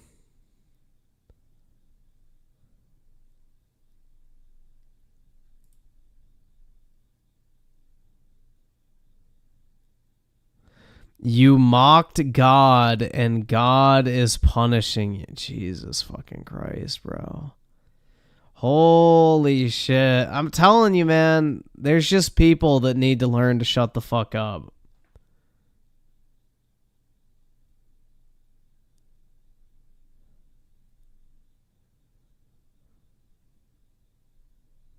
I'm telling you. There are people who lack basic fucking empathy and decency, man.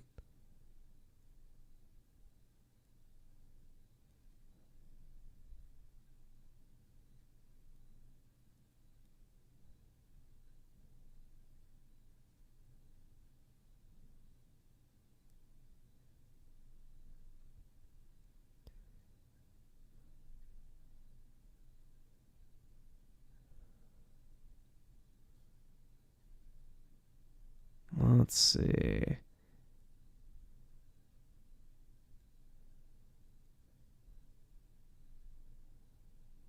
Yeah, here we go. Using your child's health as a way to make money. What the fuck? I'm telling you, dude. And look at his name, Mr. Sony Pony. Yeah, that's already a mentally ill individual.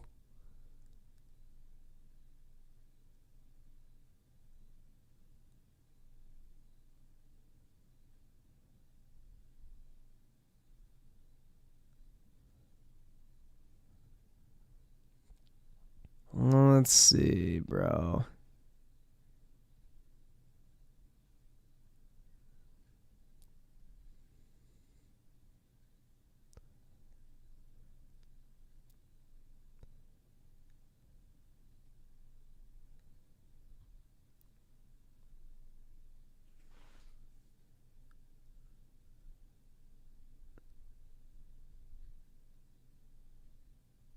I would imagine that YouTube filters out like a lot of the negative ones too.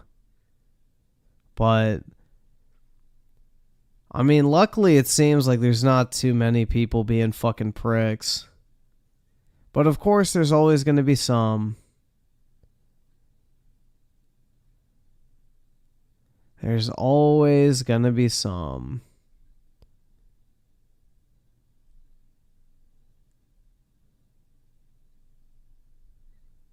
Stop doom scrolling? No.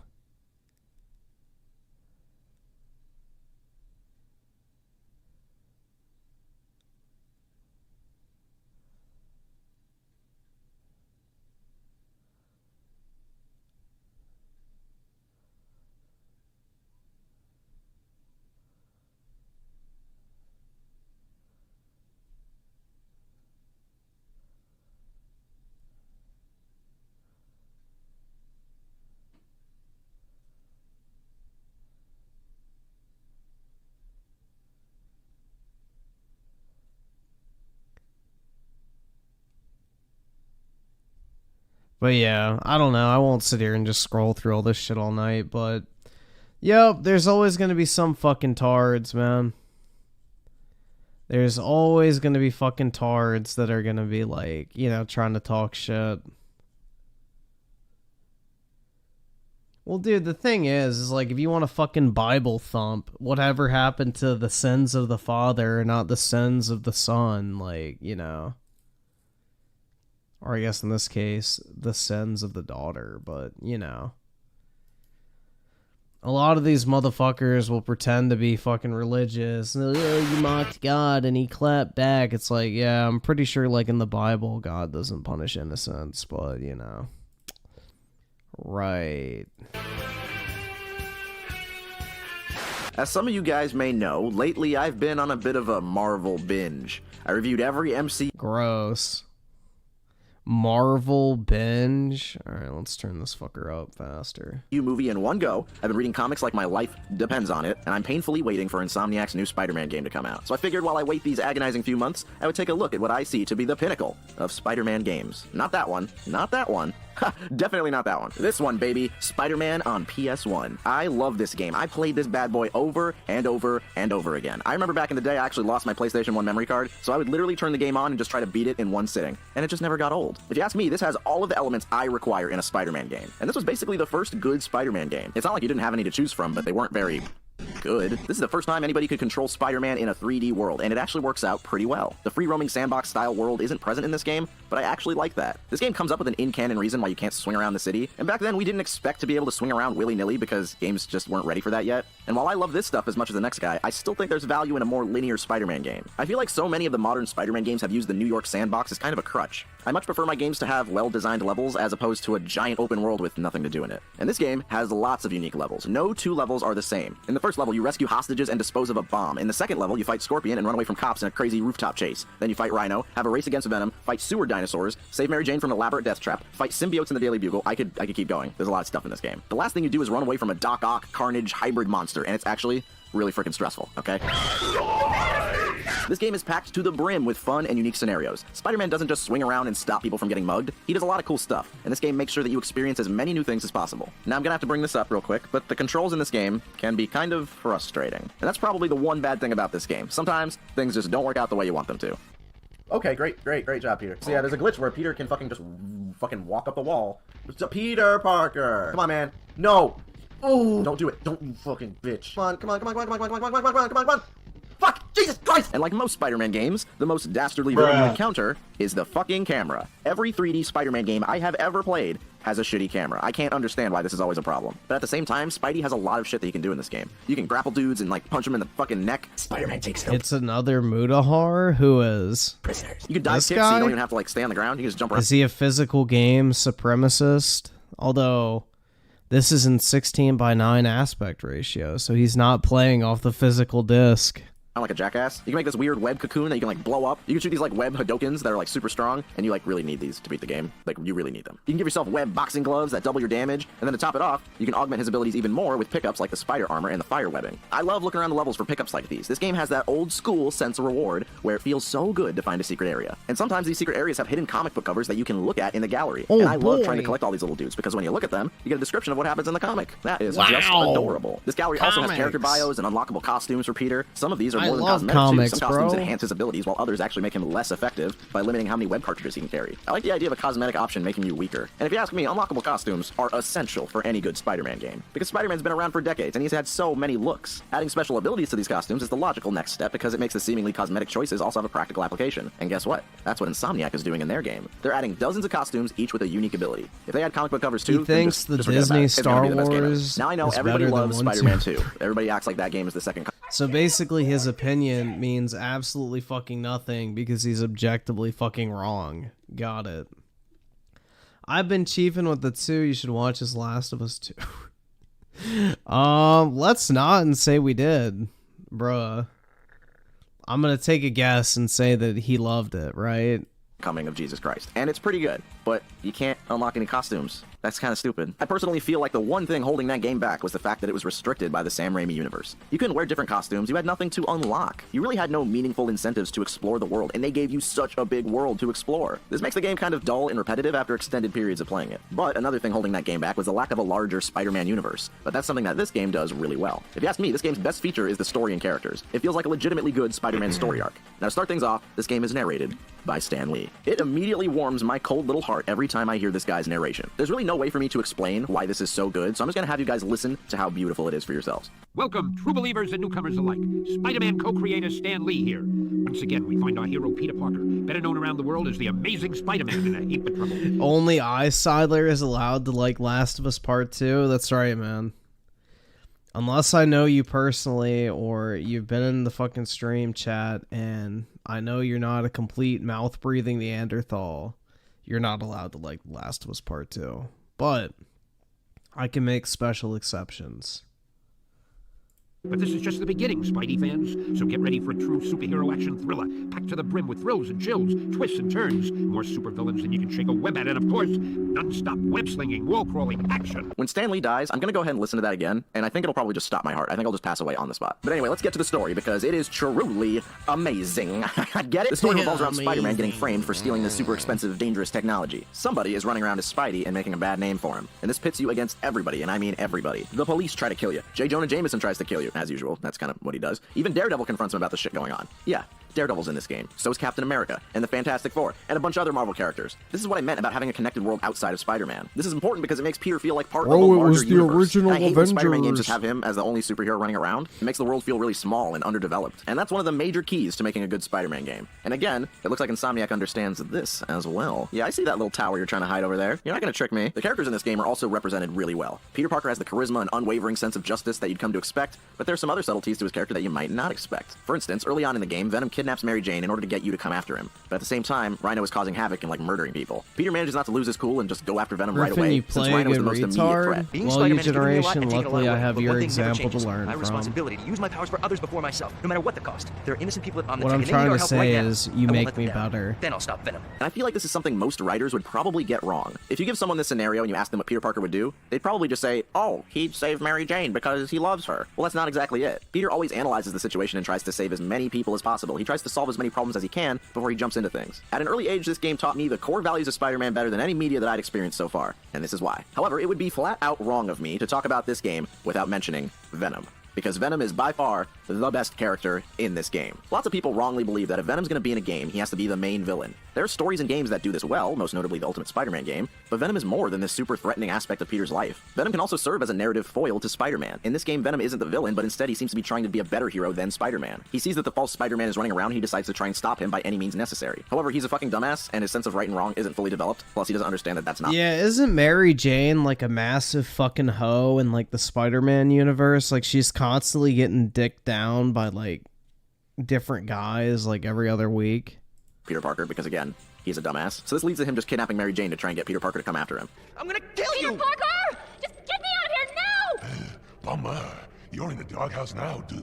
Now, once he realizes that he was wrong in doing this, the game becomes She's a weird in the superhero buddy cop trenches? movie with Seems Spider-Man like and Venom it. playing good cop, bad cop, and it's way better than you'd expect. It leads to fun storytelling moments like them breaking into the Daily Bugle and Venom being unable to resist the urge to kill Carnage, his arch nemesis. It's our other, the symbiote known as Carnage. We must stop him. Now? Yes, now. We have no choice.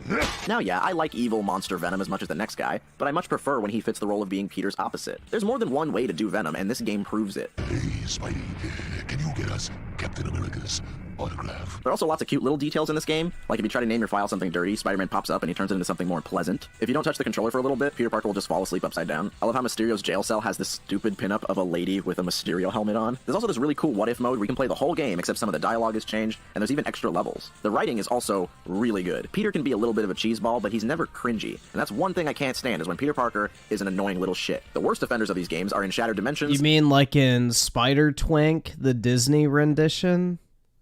Spider-Man 2, and Web of Shadows. In Shattered Dimensions, Neil Patrick Harris isn't doing a bad job, but the script they gave him is fucking offensive. Yup, I'm crawling up a wall. Bingo, bango, bongo. And don't even get me started on Tobey Maguire. I don't care how good the movie is, he is horrible in this game. Hi, my name is Spider-Man, and I'll be your superhero today. But neither of these are nearly as bad as Peter Parker in Web of Shadows. Where's Cage and his search party? The civilian volunteers! Pretty redhead, armed and a cast! You are no help! Yeah, this game is pretty hilarious. You're right. I could use a little more fun in my life. Yeah? When you're doing the same quests over and over, you're gonna hear the same jokes and the same quips from Spider-Man. The longer the game is, the more annoying Peter Parker's gonna get. Luckily, this game throws you around to enough different scenarios that Peter always has something new to quip about. The line delivery is good enough that his dialogue never gets on your nerves. Plus, when he has to get serious, he puts on a convincing performance. But it's not just Peter Parker who's well written in this game. His interactions with all the other characters are also really good. I could pick out like a dozen different interactions, just completely out of context, and they're still enjoyable. So, I'm a rhino, you're a scorpion, and he's an octopus. What's a Mysterio?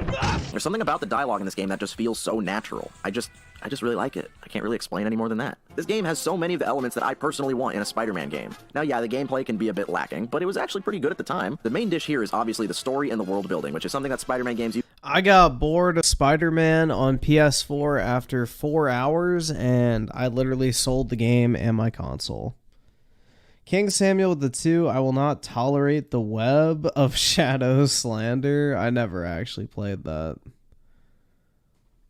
But yeah, I don't know, man. I'm just not a Spider-Man fan personally. The only Spider-Man related thing I like is the Tobey Maguire movies. I think those are pretty decent.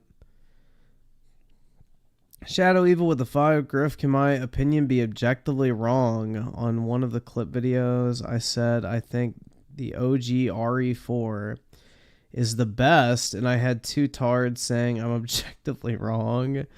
Yeah, I don't really think you could be objectively wrong stating your opinion, but, you know, retard's gonna retard, essentially. Usually just throw in the garbage and ignore. Stan the Man says it best in his opening narration. This game has twists and turns. Because isn't, like, RE4 and RE4 Remake kind of different in the tone? Like, Resident Evil 4 kind of takes a more silly, less serious approach, and RE4 Remake kind of makes the game a lot more, I guess, dark and serious. They kind of get rid of kind of the quirky, fun parts. I don't know. I haven't played either one, but that's kind of my understanding, is they made the remake a lot more like serious and horror focused. Whereas like the original kind of has that quirky Japanese humor and weirdness to it.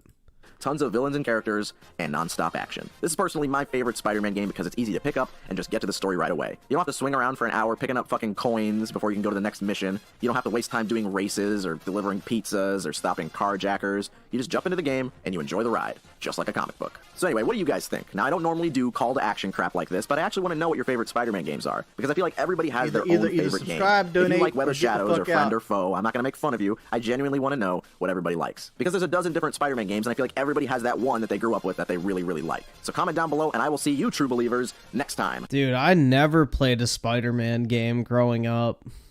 Not even one. Oh, no, I take that back. I had Spider-Man 3. Or no, I didn't have it. My friend had it.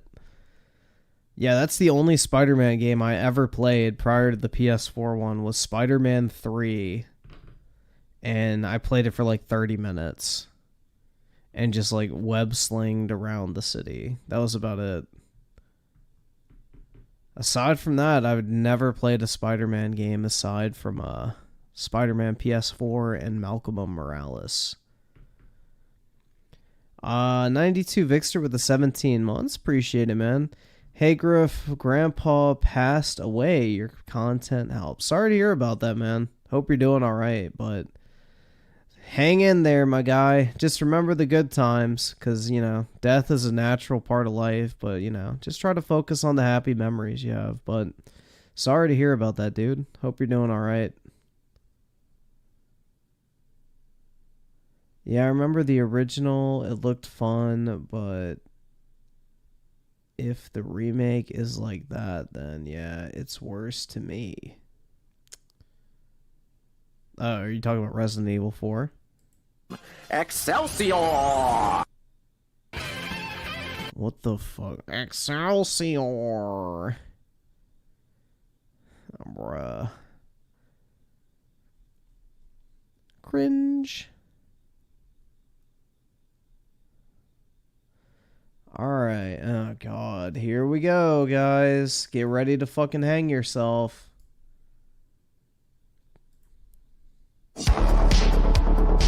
Let's speed this shit up more. How many of you guys are fans of League of Legends? Let's get some ones in the chat if you guys happen to be fans of League. I enjoy playing League myself. Granted, I'm a filthy casual, so if I ever stream it and you guys Of course he fucking likes League of Legends. You're expecting like some top tier gameplay here. Just gonna be honest, don't expect that, because I'm not too good at the game, and as I said a second ago, I'm a filthy casual. But chat, I'm a big fan of League of Legends, and I'm also like a big fan of competitive League. You know, watching like LCS tournaments and stuff like that. Competitive League is easily like one of the biggest like esports on the planet.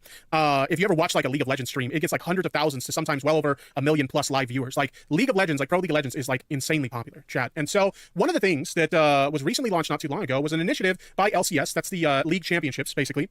They launched an initiative called Game Changers. I actually think this year is the 3rd year, if I remember correctly, that they've done this. But if you're not familiar with Game Changers, I'm going to go ahead and fill you in on what that is. LCS Game Changers returns with expanded opportunities. And let's go ahead and let's dive into this. Let's see what we got here. Actually, I'm going to go ahead and zoom in a little bit so I can read this a little bit better. I got old man eyes, so any help I can get, I'm definitely going to use it. But anyway, LCS Game Changers returns for its 3rd season. So yeah, this is the 3rd season of Game Changers in 2023 with a new partner, an expanded group of roles, and the same important mission, opening more opportunities for women and marginalized genders in League of Legends esports. So that's... Why can't women just get good at fucking League of Legends? Like, I'm pretty sure there's not gender restrictions when it comes to fucking gaming. I'm pretty sure there's not a fucking thing where if you're a guy, your KD is automatically higher in fucking CSGO or Call of Duty. Like, why don't these bitches just actually get fucking good at the game instead of, you know, needing their own special fucking, you know, handicap league? It's pretty fucking pathetic, man. There's literally no reason why women couldn't compete in esports if they were actually good enough. That's the goal of this initiative, to give women and marginalized genders an opportunity to participate in League of Legends esports, which I think is a pretty good thing, to say the least. We're excited to work with SIDO, I think that's how you pronounce that, an esports research group and consultancy that shares our vision for an equitable, diverse, and healthy esports environment. SIDO will be our operations and programming partner for Game Changers 2023 as we work together to create more opportunities for those who have been traditionally overlooked. This year, we're expanding Game Changers to encompass a wider range of professional career opportunities by including coaching and management positions in the program. The chosen participants will self-organize into teams of 1 coach, 1 manager, and 3 players. Together, they will run tryouts to fill out their roster, allowing them to experience the process and build a full team that they believe best suits their goals. At the end of the program, each team will take the stage in Los Angeles for the first ever broadcasted LCS Game Changers final at the end of the program. Interested participants can submit an application to participate here, and participants can apply for up to 2 roles via their application. All participants will receive a small stipend as well. Yeah, Tipster's in pursuit of that trans pussy, bro. He wants to stick his PP in an inverted PP, is my guess. I don't know, man. No, like, real e-girls were interested in him, so he's got to go after the fucking, you know, synthetic e-girls, so to say. Training and mentorship from industry professionals. So again, this is a pretty cool initiative to get more women and marginalized genders into League of Legends esports, which I think sounds like a good thing. Gaming is something that's enjoyed by many different people from many different backgrounds, and these people should be welcome to join in if they choose. You literally can be any gender and compete in competitive esports. They just aren't fucking good enough. Boo fucking who. It's because statistically more men play video games. So therefore, men on average are better at video games than women. Because the women that could be as good as men at video games, on average, statistically, don't play video games in the first place. This is not a gender issue. It's just them, you know, giving out a fucking participation trophy to a bunch of bitches that suck at video games in the first place. To do so. So there was a tweet that went out because that announcement was made back in June. There was a tweet that that's went out not a girl. That's not a fucking girl, dude.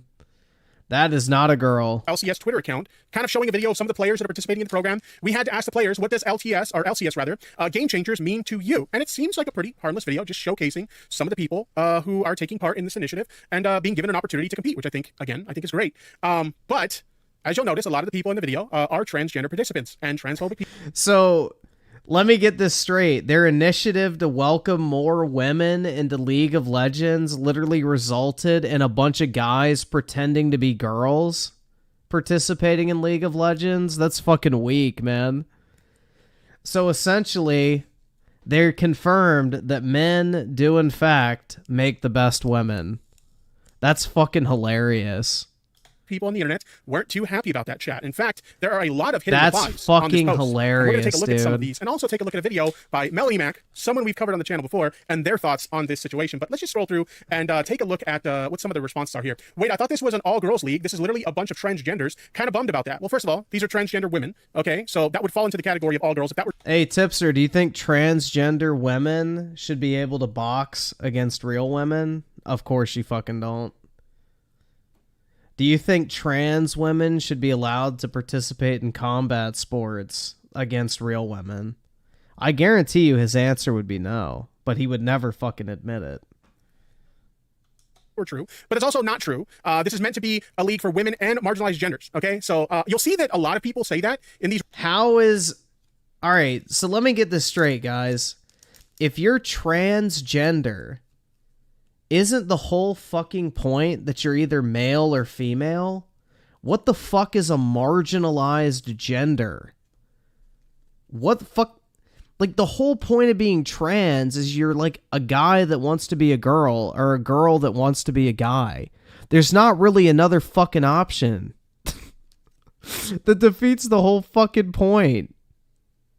These responses, I thought this was meant for women, and it's like, no, it's meant for women and marginalized genders, okay? So I don't know what you're going on about, but anyway, what else we have here? Most of the people shown in this video are men.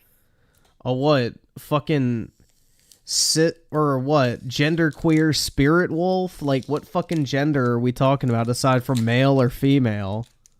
Oh boy. What else do we have here? LOL, with the exception of Shycept, they're all dudes. Maybe try promoting actual women being involved in LCS instead of cosplaying dudes. Yep. And it just continues, chat. Tons and tons of transphobia in the hidden replies. Just people super mad because how dare transgender people be allowed to participate in competitive gaming? I agree, man. So, I did say I wanted to take a look at a video by Melanie Mac, someone we've covered on the channel before. If you're not familiar with Melanie Mac, chat, Melanie Mac is the person we covered where they celebrated the burning. If they ain't got a dick, then they shouldn't be allowed to click. That's the LCS motto. Of a church that was LGBT inclusive, and they were talking about how, like, you know, God was punishing the church because how dare they allow, you know, gay people and transgender people in the church. That's the person we're talking about here. If you don't remember, you can go ahead and check out my previous video on that, but we're going to actually react to this. We're going to do a little bit of gaming while we do so, but I really want to hear what Melanie Mac has to say about this and why they're so deeply outraged by, you know, people being able to participate in, you know, League of Legends esports. So without further ado, Play that shit! Here we go. League of Legends LCS competitive circuit has revealed their Game Changers League. Thank you. Donated £4. Thank you very much. I do appreciate that super chat. Oh, jeez. We're off to a good start on the game, chat. We're off to a really good start on the game. Oh my god. All right, can I get out of here? Hold on. Okay. Thank you for the super chat. I appreciate it. All right, let's get back to the video. For the third season in a row, but it's quite hilarious. Now the Game Changers League is supposed to represent women, and remember, chat, we read the official like page for Game Changers, and so many of these like people who are outraged by this shit. Dude, I think it's fucking hilarious though that like literally the most prolific trans woman athlete like of our time, Bruce Jenner, literally says that he does not think trans women should be allowed to compete with like real women. So like here you have an actual example of a professional athlete that transitioned male to female saying that he should not be allowed to compete with legitimate women because he's at an unfair advantage.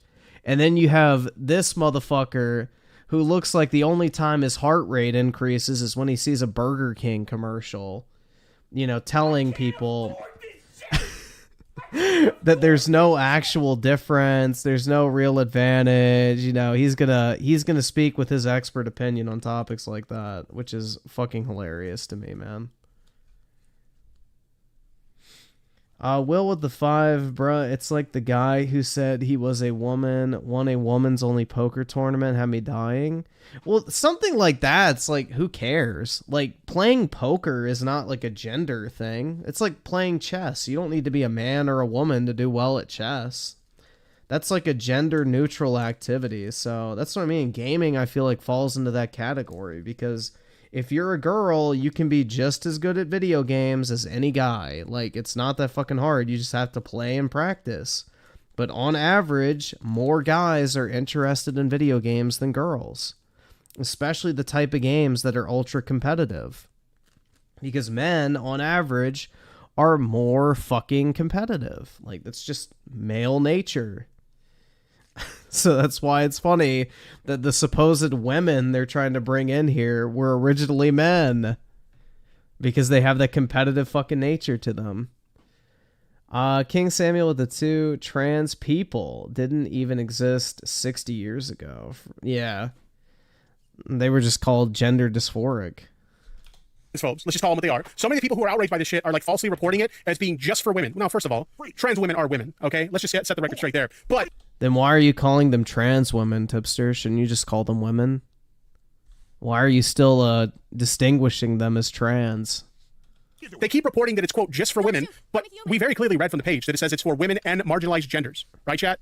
So why are so many of these like transphobic like dipshits reporting it? Oh, it's just for women. It's only for women, which again, transgender women are women. But like, holy shit.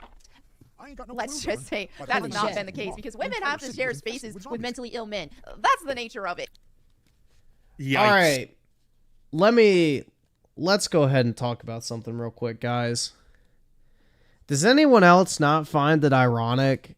Like, let's talk shit about Melanie Mac real quick, because, bruh, I just want to point out the irony that this bitch is supposed to be, like, you know, ultra Christian, you know, Bible bumping, you know, God is everything. Dude, she literally looks fucking demonic, bro, right now. Like, she literally looks like one of those motherfuckers that would dress up as like a fucking Satan worshiper.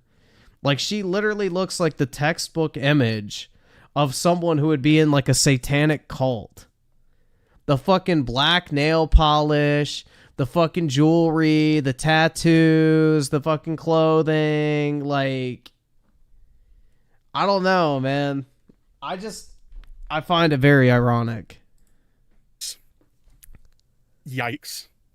So they have been colossally ratioed on Twitter. They're hiding their replies, and it's funny. It is just hilarious. So let's go ahead and just dive into things here.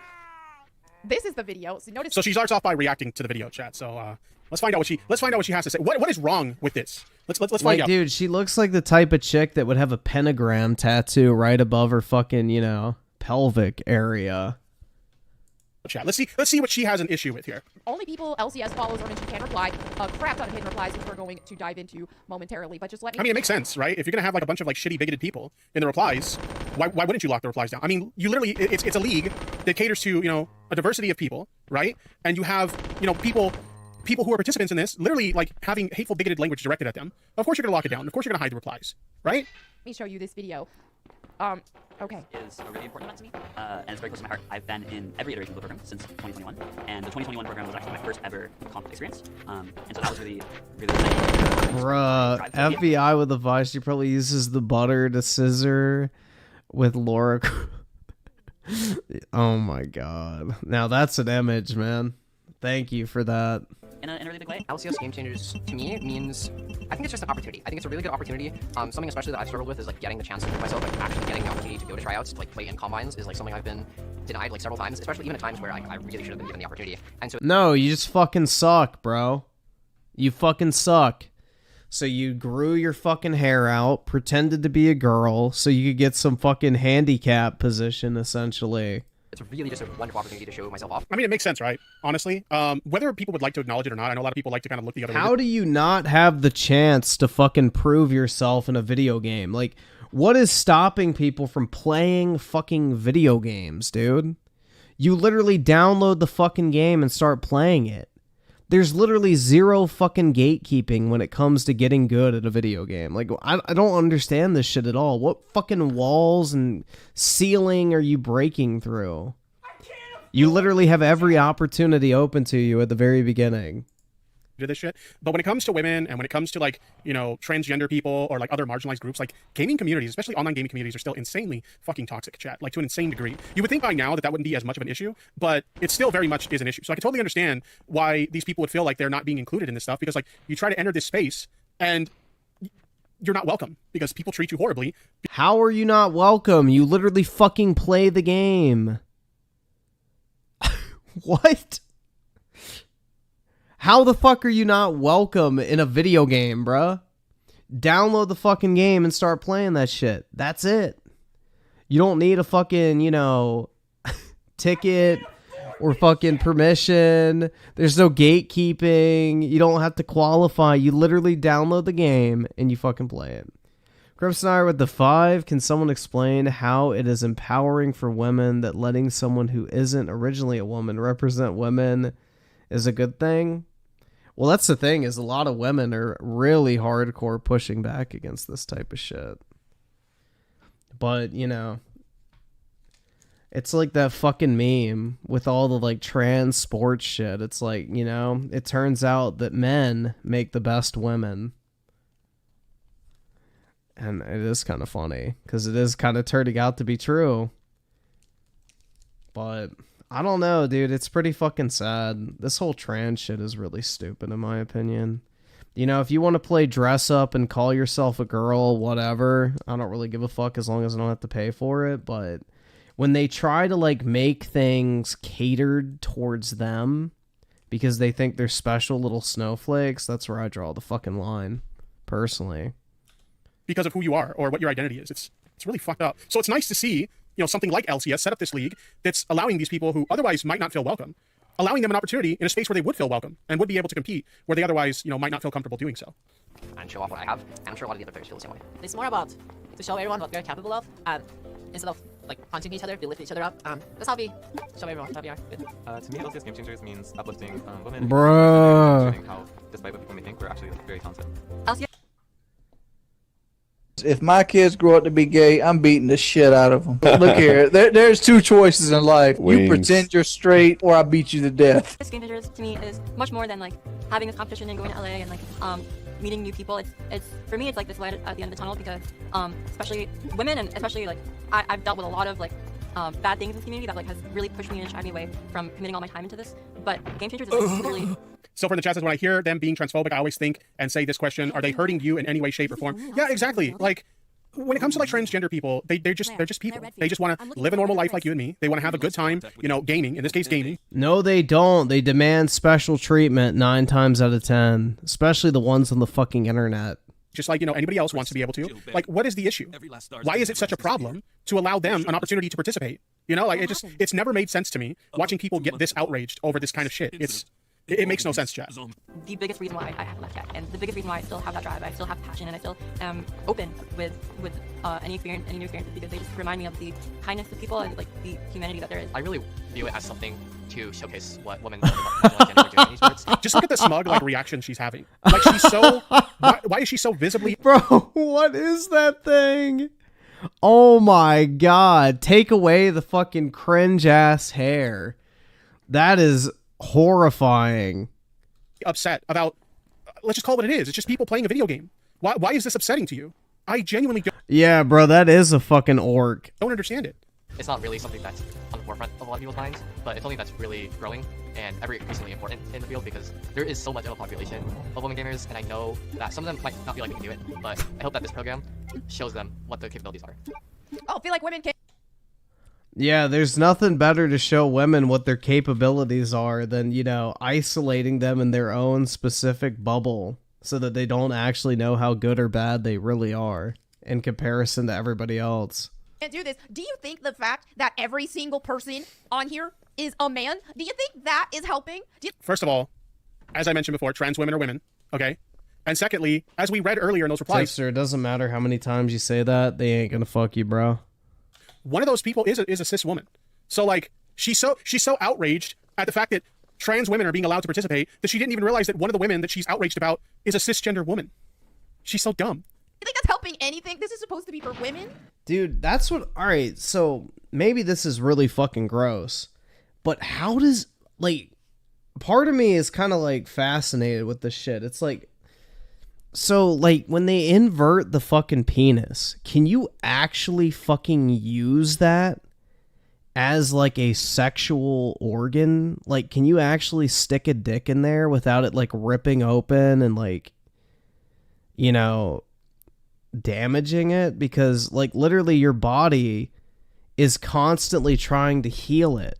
And you have to leave a fucking dildo, essentially, in there at all times so the body doesn't naturally close the wound. Like, it's basically an perpetual open wound, essentially. Like, is it super fucking sensitive? Like, I don't really understand how it fucking works, man. Like, could you actually use it as a legitimate, like, fucking pocket pussy or some shit? Like, I don't know, dude. And I really don't care to fucking look this type of shit up because, you know, it's kind of gross, but I wonder if it actually can even fucking function in that capacity. Or do they just have butt sex? Shadow Evil with the 2, someone with Disney in the name, tipped to Tipster. Bruh. Birds of a feather flock together. Crimson Ire with the 2. I don't think I want to know how. Yeah, like, it's nasty to think about, man. It's not even natural to, like, you can't even wrap your fucking mind around it. It's gross. And yet not a single woman. Why can't they compete in the regular... There is literally a woman in there. There's literally a cisgender woman in there. I mean, there's lots of women in there, but... Oh, he had to catch himself. Oh, Tipster, you don't view them as real women. Just fucking admit it. If they have a dick, they ain't a chick. It's that simple, bro. Or actually, let's change that. If they were born with a dick, then they aren't a chick. Simple as that, man. You had a dick, you ain't a chick. Simple. You know? Words to live by. Her complaint is there weren't any cisgender women, and there is one. Heavy Grow in the chat says, but Tipster, they can always tell. True.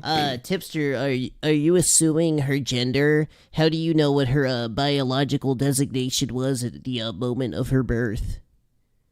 Are you assuming that because this person looks feminine that they're a woman when they could easily be a man?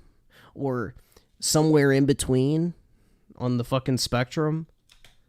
Male leagues, bro. These are men with long hair.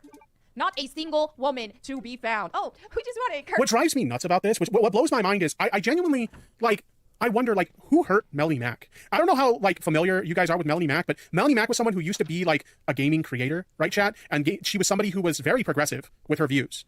And just, I don't know what it was. She went to go work for GameStop, making content in GameStop stores. Have you ever been to a GameStop and they have like the screens in the store where they have like their own like news broadcasts and shit like that? Donated $5. Thank you. Every time I hear these arguments, I think the Skyrim god Leno. Did someone steal your sweat roll? Oh my god, thank you for the super chat. I do appreciate it. But like, she used to make basically gaming news videos for GameStop, right? And I don't know what it was, but after she left GameStop and returned back to YouTube, she just was on this like anti-woke shit.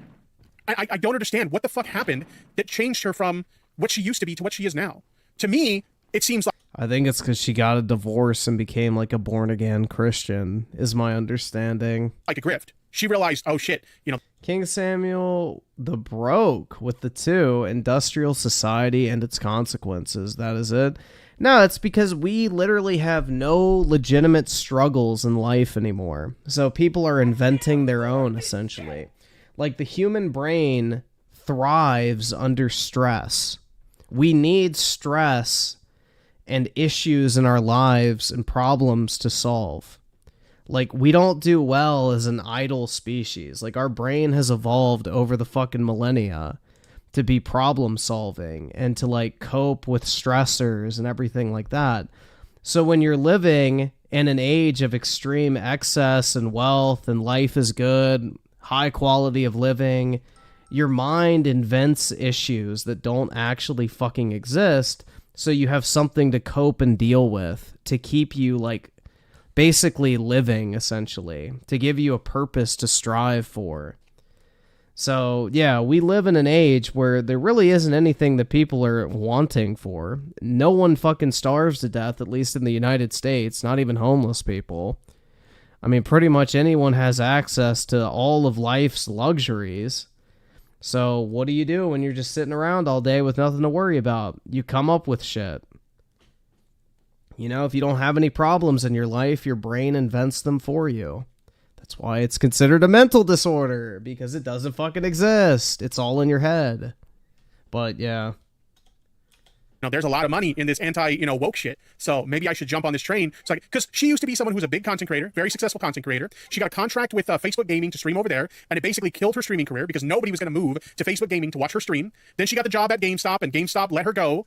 And so when she came back to content creation, she was pretty much irrelevant, right?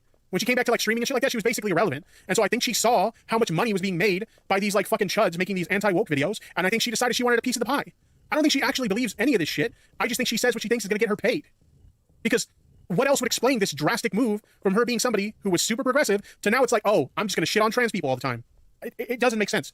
Encourage women that, yeah, you can do it. Well, can we? Because we ain't there. What is going on in this clown world? Imagine an initiative designed to help represent women, and yet there's not a single woman there. Clown. She's so stupid. She's so fucking stupid, chat. Because again, let me remind you, when she says that there's no women there, she's referring to cis women. There is literally a cis woman in that video. How do you know that, Tipster? How do you know that that is a cis woman? You're making quite the assumption. We literally read it in the replies on What if it's just an extremely feminine male? On Twitter, the hidden replies, they said that one of them was a cis woman, right? And here she is, she has no idea what the fuck she's talking about. Outraged for no fucking reason. Again, let me remind you what this is. This is literally just people playing a video game. Imagine being outraged about people being allowed to compete in a video game. They've always been allowed to compete in a video game. You don't need a specific league for fucking League of Legends players who once had a penis but no longer do. How does that have any fucking significance in your ability to perform in a video game? That, hey, I got my dick inverted. Or, hey, I grew my hair out. That has no fucking effect on your ability to play a video game. Why do they need special treatment? See, this is what it is, Tipster. It's not about people being treated as people. They want special treatment. They want to be treated differently and better than everyone else. They think because they are what they are, they deserve special treatment. That is the fucking issue. They're not being treated like everyone else, because if they were, they would just play fucking video games and compete in the same league as everyone fucking else does. But no, they can't cut it in there, so they expect special treatment and recognition because they're trans, or because they're women, or because they're fucking mentally delusional and identify as like a queer gender fucking spirit fox or some bullshit like that. Unreal. Clown world. We're already getting pushed out of our spaces with regular sports now with esports, and I have been pushing and campaigning for female leagues for a long time now. And the pushback I always got was, well, with esports, it doesn't matter. There's not a physical difference. There's not any physical advantages to be had here. But hey, dude, the way I see it is men and women are different mentally as well. And the fact that if you just look statistically at any pro league dominated by men, it's super rare for an actual woman. Obviously the transgenders roll in there sometimes, but it's almost non-existent for an actual woman to compete, let alone actually win. So you have to kind of unpack that and think, is there actually a mental advantage? Are men better than women at video games? And why is that? Is it because of the way our brains are wired differently? Or is it because, women? No, it's because men are more competitive on average, so therefore they flock to more competitive video games. Most women are not playing CSGO or League of Legends. They're playing shit like fucking Sims, Minecraft, and that type of shit. Typically have other responsibilities. I can totally, just listening to the way she talks and like her logic in things, I can totally see why she might think the brains of like men are different to the degree that like maybe they're like more intelligent than women, because look at her level of intelligence. It's extremely lacking, chat. As many of you know, I am retarded. Or they're not practicing as much or something. We know you are, Tipster. So on and so forth. I don't know. I don't have all the answers for that. I am more inclined to believe that it is a mental thing and that perhaps men are just better at it because of that. Men can be more aggressive than women, for example, and in a video game that... I mean, if you've ever heard, chat, if you've ever heard about like women in esports talking about like what it's like to be a woman in esports, I feel like the reason why more noteworthy women aren't involved in esports is because of, as I mentioned before, like I said, people like to turn a blind eye to the shit, but facts are facts. There is still a lot of toxicity directed at women in gaming. Yeah, they fucking suck, bro. If they were good, then no one would have shit to say. What the fuck does toxicity have to do with being good at a video game? If anything, it should drive to make you want to be even better than you could possibly be before. Like, if somebody's talking shit to you and you don't use that as motivation to go in there and kick ass, then that's your own fucking fault. Stop blaming other people for your fucking lackluster abilities. Crimstar with the 5. Soon sports will be a equalized society where men are men and women are men. Sounds fair to me. Yep. Dude, it's like the old saying goes, men make the best women. Spaces, including competitive gaming spaces. Like, are you going to want to compete in like competitive League of Legends if all the guys on your team treat you like dog shit just because you're a woman? Like, it makes you feel like you're not welcome in the space. So why the fuck would you want to be there? I don't think that the fact that there aren't very many women in competitive League of Legends has anything to do with the fact that men are smarter than women, or men are like better at playing video games than women. Because like, if you actually look at like women who like stream video games, there are a lot of like insanely talented girls who play games, right? So I don't think it's a case of like, oh, men are just like naturally, they have some kind of natural advantage that makes them better at video games. I just think it's like, hey, I don't feel welcome in this space, so I'm just not going to participate, right? Which is why initiatives like, Game Changers in the LCS exist to allow these people an opportunity to compete in a league where they do feel like they're welcome, right? Women are nurturers, so not all women are going to go as hard. Yeah, Tipster is like the prime example of the fucking consumer. Morbidly obese, middle-aged, arcade cabinets behind him, a shelf full of Funko Pops, and just consumes the fucking goy slop current thing narrative. It's pretty fucking sad, man. There can be so many different elements to this, but regardless, there aren't women in competitive leagues and that actually are winning things for the most part, So why don't we? It would be cool to see. Oh, okay, let's watch some girls play. That can be fun, right? Right? Yeah, sure. No, not the circus, okay? And like, I'd rather watch girls in a hot tub stream personally than a League of Legends stream, but I don't want to be mean to any of these people. They clearly are going through some stuff, right? Chat, she doesn't want to be mean to any of these people.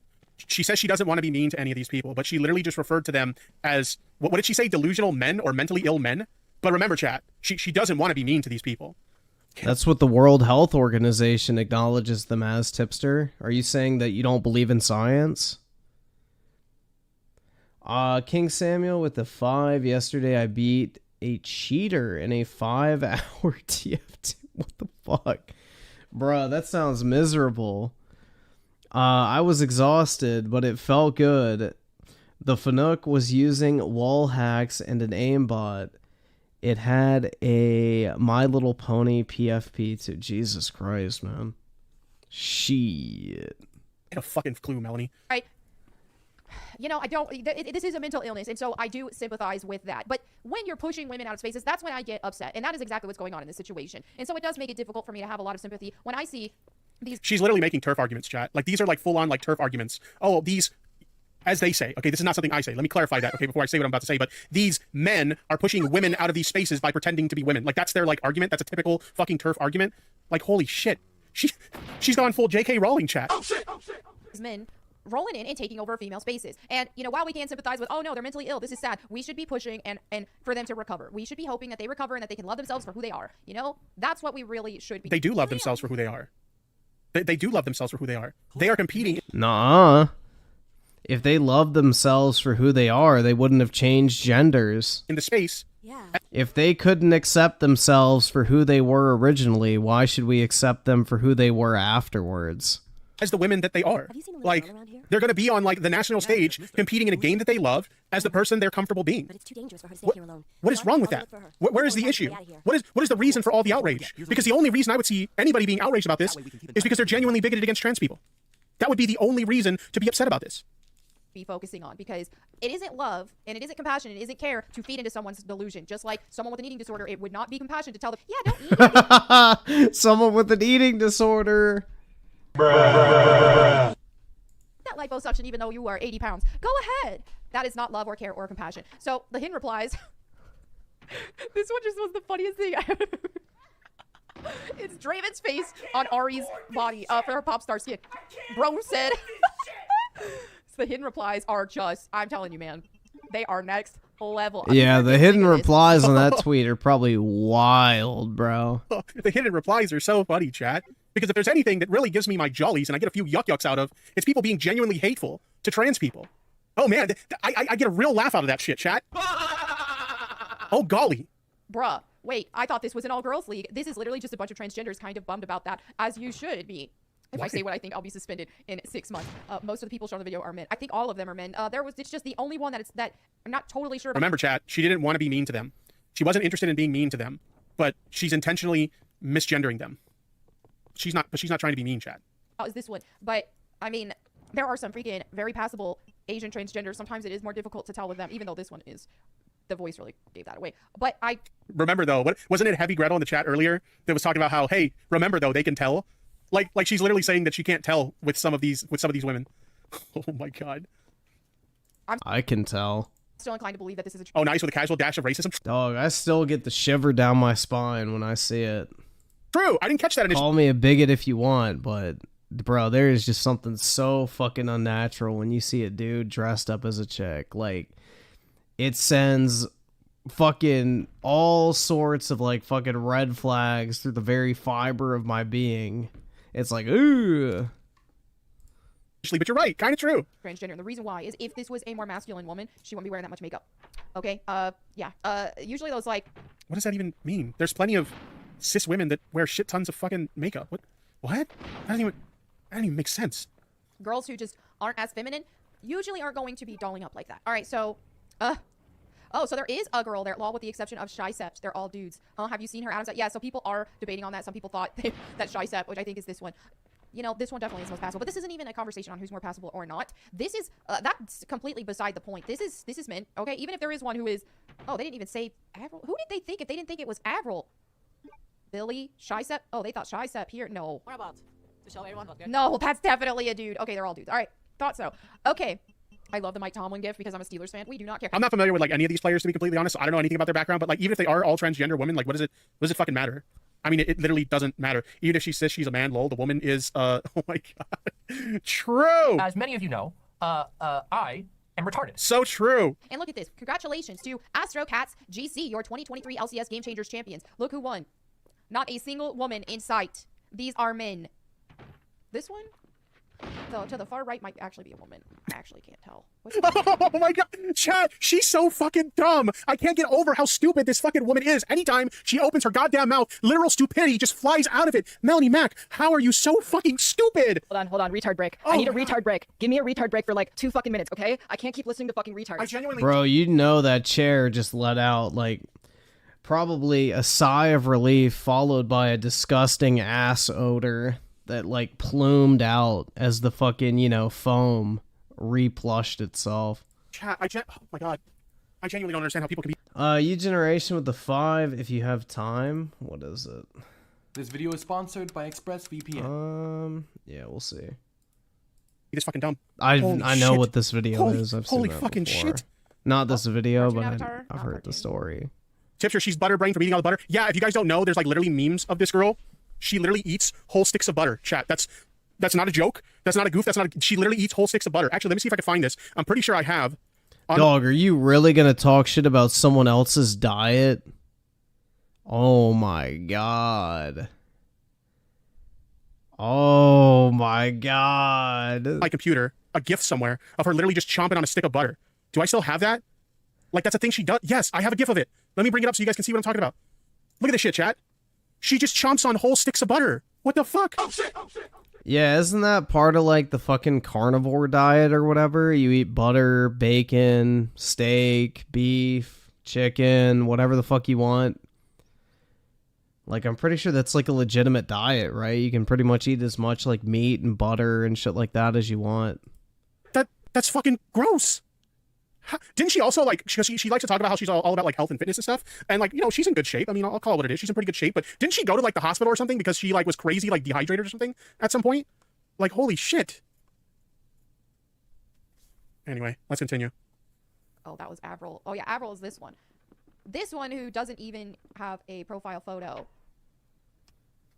I'd have to see more. I think that one might actually be... She looks female. I mean, they all look female to me. They all... Tipster, just say you want to fuck him, bro. Come on. Look female to me. Let's find out. Who's better, who's That looks like a female to you? She's like literally like transvestigating right now, trying to... Which ones are the transes and which ones aren't? Like, what the fuck is this? Holy shit.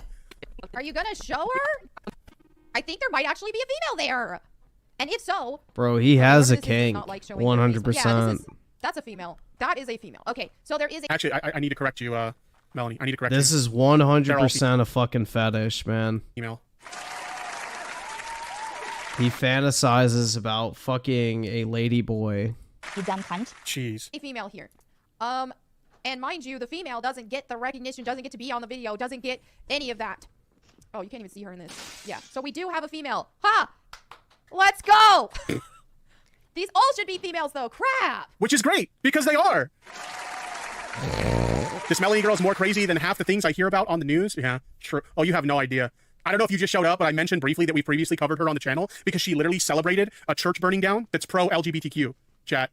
I kid you not. There was a church that welcomed LGBTQ members of their congregation, and like the church got struck by lightning and like burned to the ground, and she literally like cheered on the church burning to the ground and talked about how they got what they deserved because they were allowing blasphemy into the church. Jeez. All right, so let's look at the hidden replies again. Mentally ill league. So sorry for the real women in the tournament. Thank you, Owen. Thank you. Good freaking grief. So and I thought like my content was lazy, chat. Here I am, like I'm reacting while just playing video games or whatever.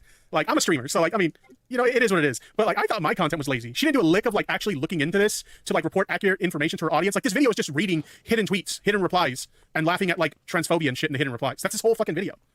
No, one of those definitely looks like a woman. I would say the one on the far right is definitely a woman. I mean, look at how and look at how much smaller she is than all the other ones too. Not that all women are small, but I mean, yeah.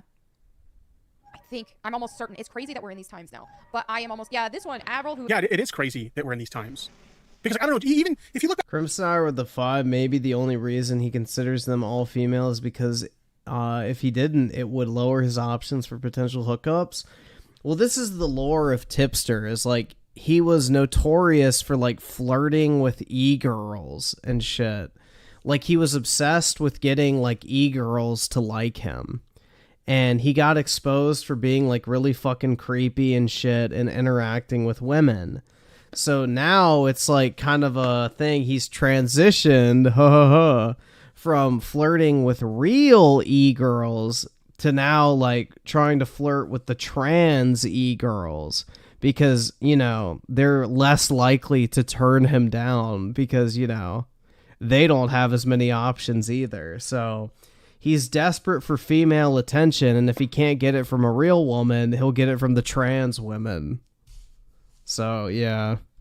It's very odd, man. Back even like a few years ago, chat, like people, did hateful people exist? Like racist people, you know, transphobic people, homophobic people, all that stuff? Of course they did, right? Like, of course these people existed. But like, they used to like dog whistle a lot of their opinions more frequently, and they used to like be a little bit more subtle with their bigotry. And now it's just like blatantly out there, chat. Like they make no effort whatsoever to hide their bigoted behavior. It's just, they let you know who they are, just like right out in the open. We are in crazy times, but not for the reasons that Melanie thinks. Who in the video kind of let the slice in the news, you can definitely tell, dude. But I do think the far right is a female. Let me know what you guys think. But I do think she definitely looks, yeah. I mean, come on. All right. So yeah, this is just where we're at with things. Women getting pushed out of existence in a lot of ways. But It's like I said, it's literally turf talking points.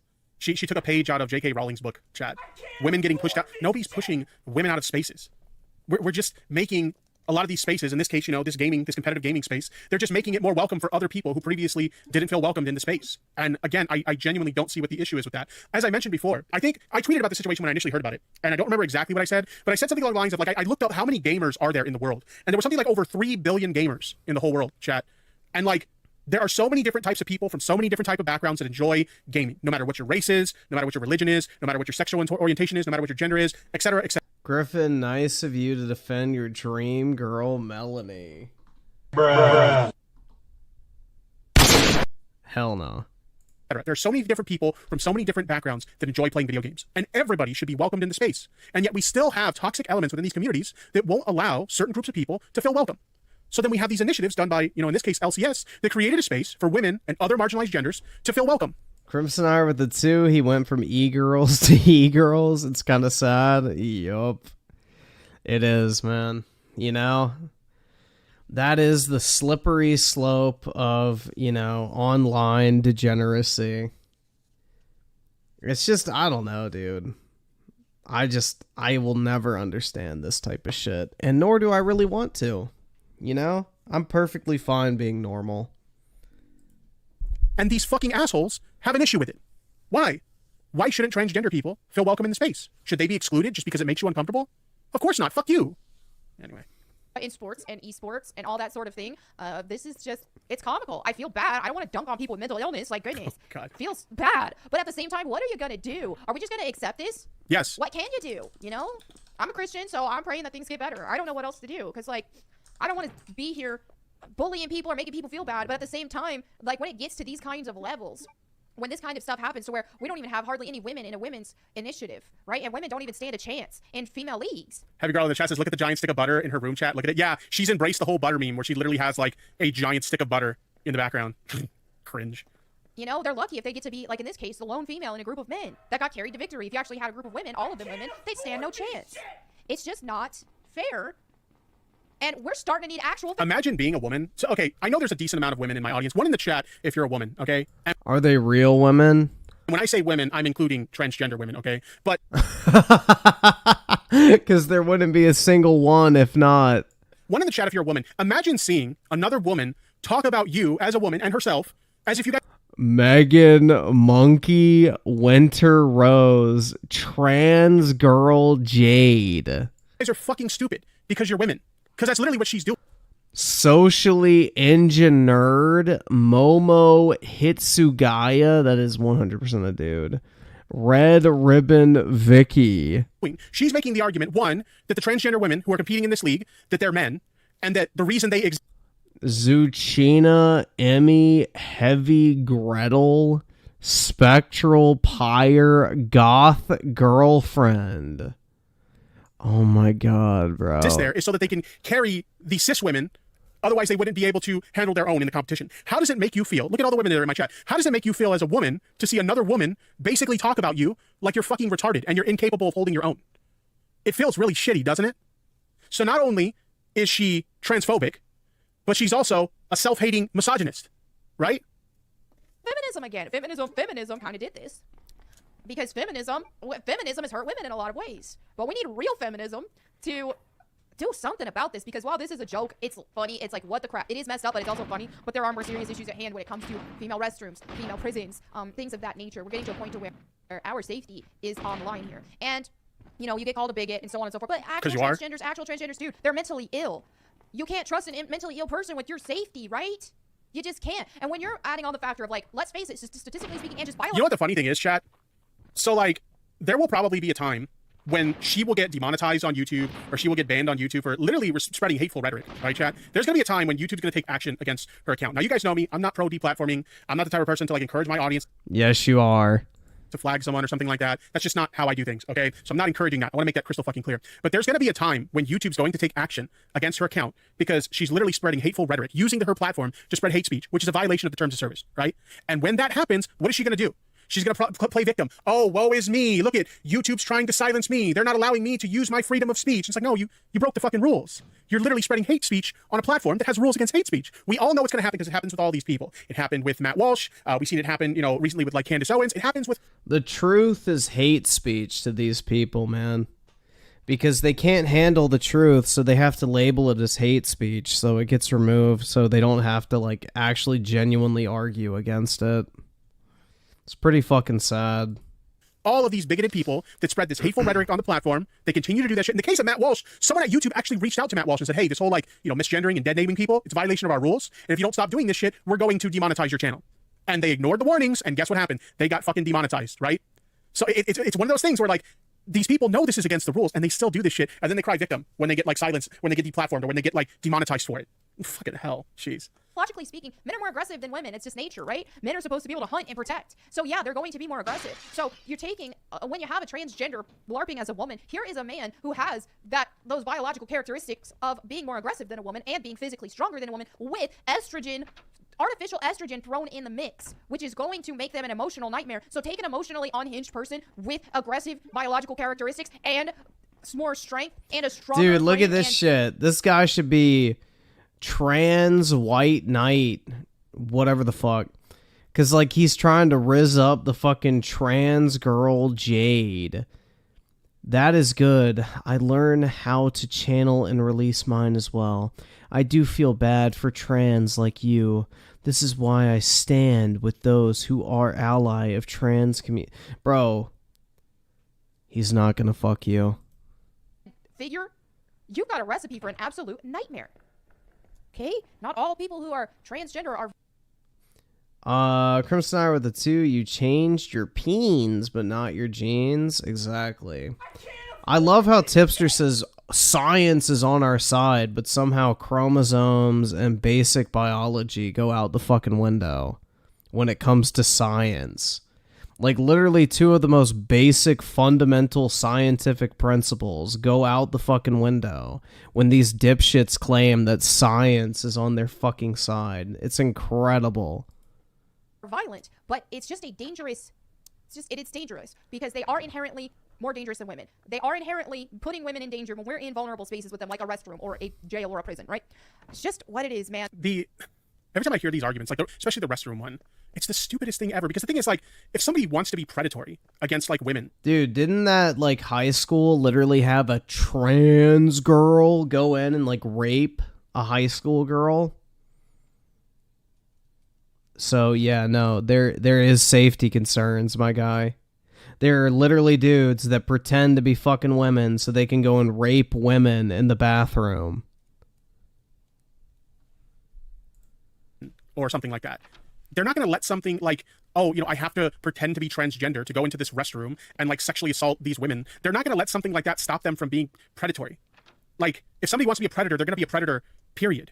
You think that, like, I don't know. It's just a really silly argument. Every time I hear it, I'm just like, it doesn't make sense. You think somebody's going to change their entire gender identity just so they can be a predator? No. They'll just be a predator regardless. It's so stupid.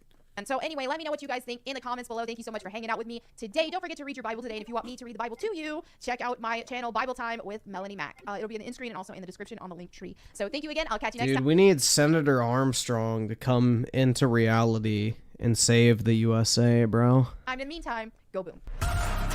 All right, chat. So that's the video. Yeah, it's just really crazy to me. As I mentioned before, gaming is something that is enjoyed by, tons of people from various different backgrounds, and this is a space that everybody should be welcome in. So when I see people like Melanie here get crazy outraged because, oh man, transgender women being allowed to compete, how dare they? It's like, why does it fucking matter? These are just people like anyone else who want to show how good they are at video games. They want to be able to compete just like anyone else. And I think it's great that this space exists that allows them to do that. So why is this a fucking issue? I'll tell you why it's an issue for them, because they just hate Dude, he 100% has a trans fetish. Like, Tipster fantasizes about banging ladyboys. 100%. King Samuel with the 2, did you ever mention... Wait, did I ever mention how much I hate Tipster? You fucking cock! Yeah, I don't know, man. It's just like, he's really sticking with this trans grift, you know? He's finally got his, as Crimsonaire said, he-girl fucking support base, so... If he can't get real women to give him attention, he'll go for the wannabes. Trans people. They're bigoted towards trans people, and they don't want to allow these people an opportunity to participate in the space just like anyone else. And I don't give a fuck what these people think. I genuinely don't. I think that transgender people should be just as welcome in the space as anyone else. And if you have a problem... When have they not been welcome, you fucking tard? They're getting their own special, separate league. That's not being welcome. That's literally fucking discrimination and segregation, you dipshit. That's a you problem. Period. Oh my god, bro. It's just insanity, man. If they're, like, exiled to their own special corner of the gaming community, then it's not inclusive. It's literally fucking discriminatory. Video is sponsored by ExpressVPN. The year is 2011, and Riot Games is hosting the first ever League of Legends World Championship. The event only had a couple hundred spectators present, but garnered over 200,000 viewers watching live, and the prize pool of such event was $100,000. 1 year later, these numbers would become insignificant. The esports viewer base increased dramatically, and Riot went from paying their players thousands of dollars to now millions of dollars. And the rest is history. As the years went by, League of Legends never slowed down and only kept growing. However, as the scene became bigger, some people started having questions about the participants, because although esports had evolved in every way possible, one thing did stand out. Why are there no girls? This made people wonder if they suck. Was literally something in the rules that stated women couldn't compete in League of Legends esports. But the answer was no. Gender was not an issue. To be a participant in the LCS, all you had to do was be over a certain age depending on your country. Instead, the simple answer to why there are no females in professional League of Legends is simply that there are no female players at the level of professional players. But we're gonna put a pin in this for now and come back to this topic later, because the exclusion of women in esports actually ended up spawning teams that would entirely consist of women. The goal in a lot of these teams is to prove that they got their fucking asses kicked. Are just as good as the boys. This is their words, not mine. But how could they prove this when some of these teams would barely compete in anything as professional players? These teams aren't participating in any established leagues or tournaments. Instead, taking a look at a team like PandaCute, an all-female team from Hong Kong sponsored by Razer, they specifically only competed against other random female teams. At no point would these all-female teams be able to prove anything. But all this would change in 2018, with Invictus Esports, a team who participates in the LCL, the Russian equivalent of the LCS. This was just a regular esports team. It was entirely comprised of male players. But at one point, it seemed that the organization was struggling to fund their professional team. They dropped all their players and put up their franchise slot up for sale. Going once, going twice. No one bought it. This would force the org to still participate in the league, despite the fact that they already threw away all their players. So apparently, the only logical solution was to create a brand new team consisting of female players. Now, regardless of how bizarre this situation was, this decision would create a dynamic which until now had never existed. For the first time ever, a team fully comprised of female players would be competing in a tournament officially organized by Riot Games. This meant that despite how unlikely it would be, there was actually a statistical chance that an all-female team could make it to Worlds, the highest level of competitive League of Legends. Spoiler, it obviously didn't happen. But in some alternate universe, Faker is crying because he lost to a player named Triggered. The story of Invictus plays out like a movie or a show that starts off by telling you how the story ends. You just don't know how they're gonna get there. And I say this because after participating in 2 splits of the LCL, they were officially removed from the tournament. So let's rewind and ask the big question. What happened? Let's begin on day 1, February 16, 2019, the inaugural match of the all-female Invictus Esports. They lost 12-1. However, This is like when the U.S. women's soccer team played against the, like, middle schoolers. You guys remember that shit? When the U.S. women's soccer team played against a bunch of middle school boys and they got their fucking ass beat. Tomorrow they play again and will have another chance at proving themselves. Post-match thread, Invictus Esports versus Vegas Squadron. 31 minutes, 37 seconds, 52-2. I've seen people get a 14-day suspension for less. Me and the boys. Smurfing and iron. If I had this KDA in a ranked game, I would be banned. My girls almost had them. Draft was slightly off, but it's good progress. Next time. For those who aren't entirely League of Legends savvy, a score of 52-2 is horrible. With no exceptions. With a disastrous opening game, Vivictus Gaming instantly became a meme within the League of Legends community. The English-speaking world would generally have no reason to care about the Russian professional scene. Performances in Russia would barely ever get traction on the League of Legends subreddit. But there would be a thread created for each and every single match of Vivictus Gaming. Now, of course, not all of these threads were that popular. After the first couple headlines, people got the message. There's a pro team in Russia consisting of all female players, and they suck. So over time, this became old news and people moved on. Until 1 month after their infamous debut, they would make headlines again. This time because Vivictus Esports broke a record. The record for the fastest defeat in the LCL. On March 3rd, 2019, Vivictus Esports lost the game of...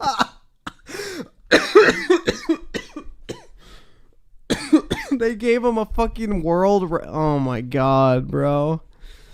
That's fucking weak. Based Guinness World Records, man. Professional League of Legends in 13 minutes. To put that into perspective, an average game of League is about 30 minutes long. Additionally, in order to surrender, the game requires you to have played at least for 15 minutes.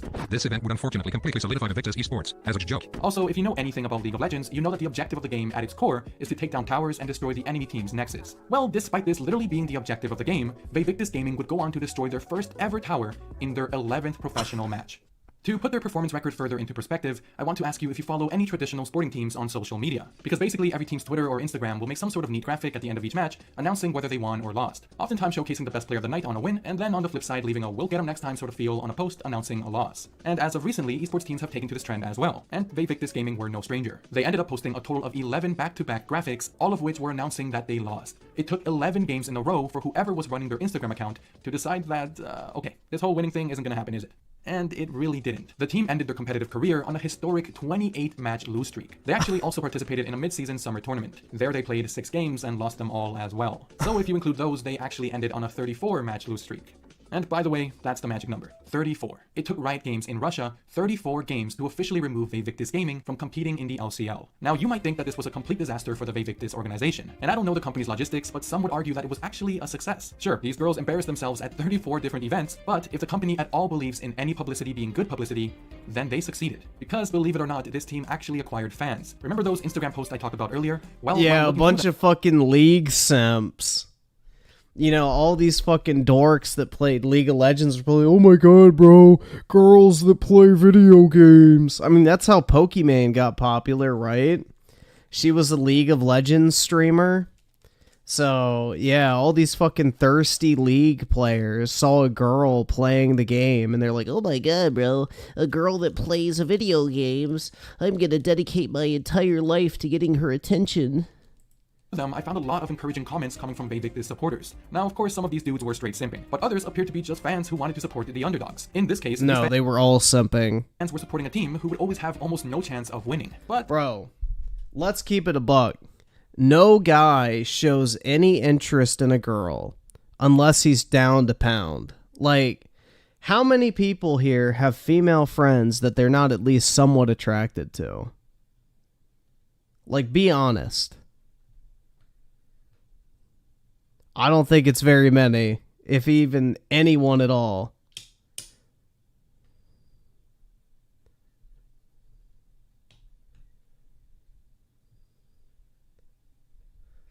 It's the thing, man, is guys do not become friends with girls just to be friends. Girls will become friends with guys just to be friends, but it doesn't work the other way.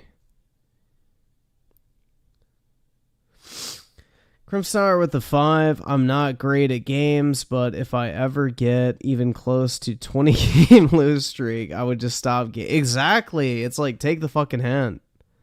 But hey, I guess they were getting paid either way, so oh well. There was still a little bit of a chance, and obtaining just 1 victory would make everything worth it. Of course, that never happened.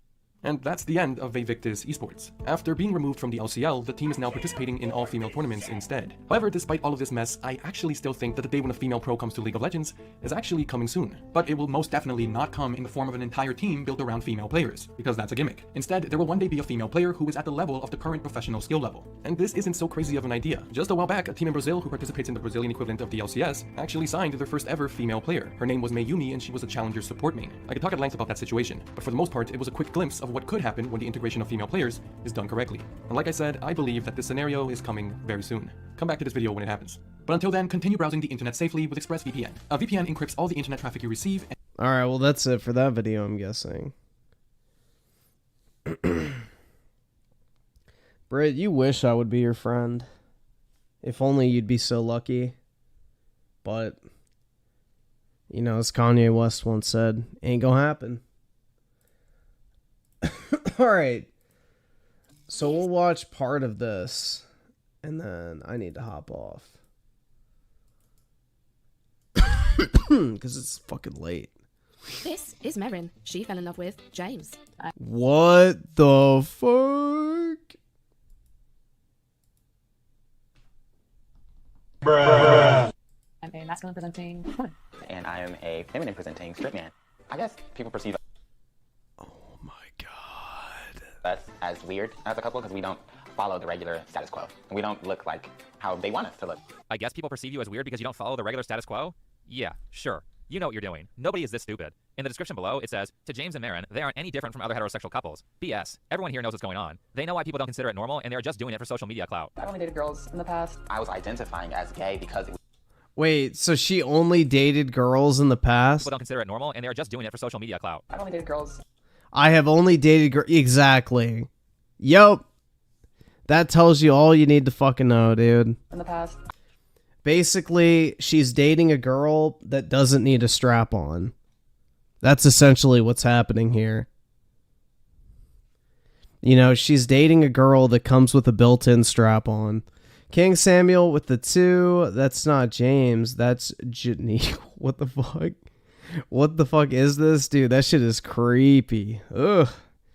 It just, like, it makes me just feel uneasy. I was identifying as gay because it was easier than explaining all the ins and outs of who I was. That is really suspicious and something no straight man would ever do. You know how you can tell someone is faking it because they improperly describe how a real person would act in that situation? This is one of those times. Made the first TikTok August 6th of 2020.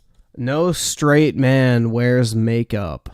In Puerto Vallarta, Mexico. So I posted all these pictures of us together. And I woke up the next morning and we had over 1 million views. And I said, babe, this is not happening. And there we have it. Some people will eat a full cactus for views. Some people will react to feminism for views. And some people will fake their sexuality for views. The couple's YouTube/family vlog channel is a key giveaway that this is an astroturf relationship, along with the fact that they started creating content shortly after they got together. The most damning evidence, though, is in this article here where James literally says he's gay. Like Marin, 23-year-old James has dated members of his same sex before they met. James goes on to say, a long time before I met Marin, I had one boyfriend, but... Crimson R with the 2, so he's the woman and she's the man. My brain hurt. Yeah, this shit is fucking weird, man. I don't know. Modern day, just cringe. We only lasted a couple of months. Isn't that changing the story quite significantly from what was said in the Truly video? I believe that James is straight, about as much as I believe that this guy from Odd One Out is straight. I got mistaken for being gay a lot of the time. Gee, I wonder why. I'll be honest, I went on dates with guys because so many people were suspecting me of it, but I was just like, that's not me. After being on those dates, I was like, I like women. That's a fact. Yeah, that's not something a straight man would do. Personally, I don't care what these people do in their free time. Yeah, you know, I'm not gay or anything, dude, but I just went on a couple dates with guys just to make sure I, you know, didn't want to suck their cock or anything like that, you know? Just in case, you know? Like, I'm totally straight, bro, but I did ask some guys out. Like, what? However, what I don't like is when a British media company with a YouTube channel called Truly is glamorizing a bunch of pathological relationships in their Love Don't Judge videos. They aren't doing it because they're trying to promote acceptance or find creative ways to help people. They're doing it because they know it's abnormal and that will get them views. You can tell by how ridiculously the content is framed. Yeah, it's a fucking freak show. And what ends up happening is that they're pathologizing society for money. Like how political grifters will always accuse their opponents of being evil instead of trying to understand their arguments. They aren't trying to help people when they do that. They're trying to gain power and make... It's like the fucking, you know, 50-cent freak shows that you would see at the circus back in the day. The fucking Lady Man or whatever the fuck, you know? Money. And the issue with Truly showing circus freak relationships to make money is that it propagandizes the audience into Well, he just called them circus freaks, so there you go. that they're a good idea, and that a lot of the fetishistic behavior that occurs on these episodes is a sign of good mental health. Spoilers, it's not. James and Marin broke up, probably because James is gay and Marin is a lesbian. And most importantly, the YouTube channel didn't work out, so the grift wasn't making the money. Also, they filmed it behind the scenes for the Truly video, and James kind of seems like an alcoholic. Let's just leave around 5. We're shooting for 8 hours. About before 6 hours of it, I'm planning to be drunk, okay? I might take a shot as soon as we finish filming this. I need a mimosa tower stat. 30 cc's of liquor. Oh my god. Now. Ooh. Azerg with the 2, he looked like the guys of Bring Hitler. Dude, he did, actually. What the fuck? True? The bigger issue, though, is that 30 years of this modern feminist / woke propaganda has changed how a lot of people view how relationships should be. I'm sure at some point you've all heard something like this. I applied for this episode because, especially right now with the whole red pill movement, the toxic male influences out there, that's very important to show, like, other men, and especially younger men that are coming up into this world, that it is okay to be feminine. Is it okay to express your emotions? Is it okay to be vulnerable? It is not okay to express your emotions, and it is not okay to be vulnerable. Now, the red pill is wrong about a lot of stuff, primarily stuff like saying it's okay for men to cheat on their wives. However, a part of the reason that space exists is because women in general don't like feminine men. Women don't like men who are emotional all the time. They don't like men who are passive and weak, and they don't like men who are shy or lack confidence. Modern feminism's promotion of femininity in men is causing those men to get rejected in relationships. Those men aren't going through the hardships of becoming masculine because modern feminism and woke ideology told them they don't have to. Not to say that there aren't other problems here. Yeah, when your girlfriend or wife says she wants you to be more emotional and talk about your emotions, that just means she wants to vent to you. Like, that's all that means, man. If a girl ever says, I want you to be more, like, open and, you know, emotional or whatever, it just means she wants you to listen to her fucking problems and be understanding. She doesn't want to fucking hear your problems. She wants you to listen to hers. So that's the thing. No woman wants a pussy-ass little bitch man who fucking sits there and talks about his fifis. She wants you to listen to her feelings, not the other way around. Here, but this is a big one, which brings us to a Dr. K interview that I saw recently, where a 20-year-old guy spent $8,000 on dating coaches. Alex. Alex, okay. Is there something in particular that you want to talk about today, Alex? I spent $8,000 on 7 personal dating coaches, but the issue here is that... You spent $8,000 on dating coaches? Why?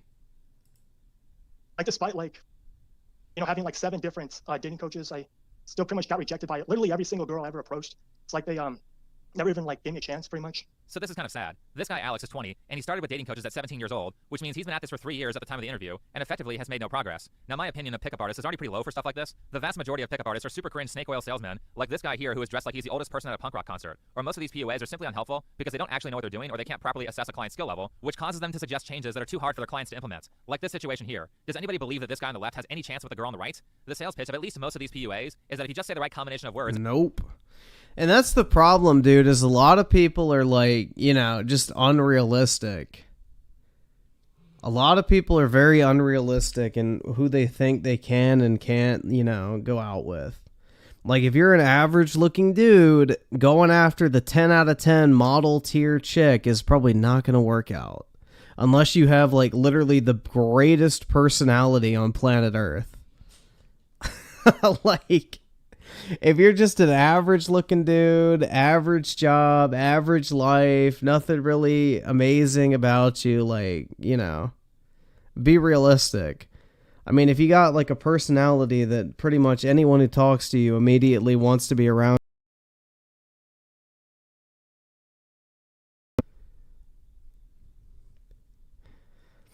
The anti-Griffin with the 2, he's a quantum TV if he comes out of the bro, probably, yeah, he's got that fucking vegan twink body, that's for sure.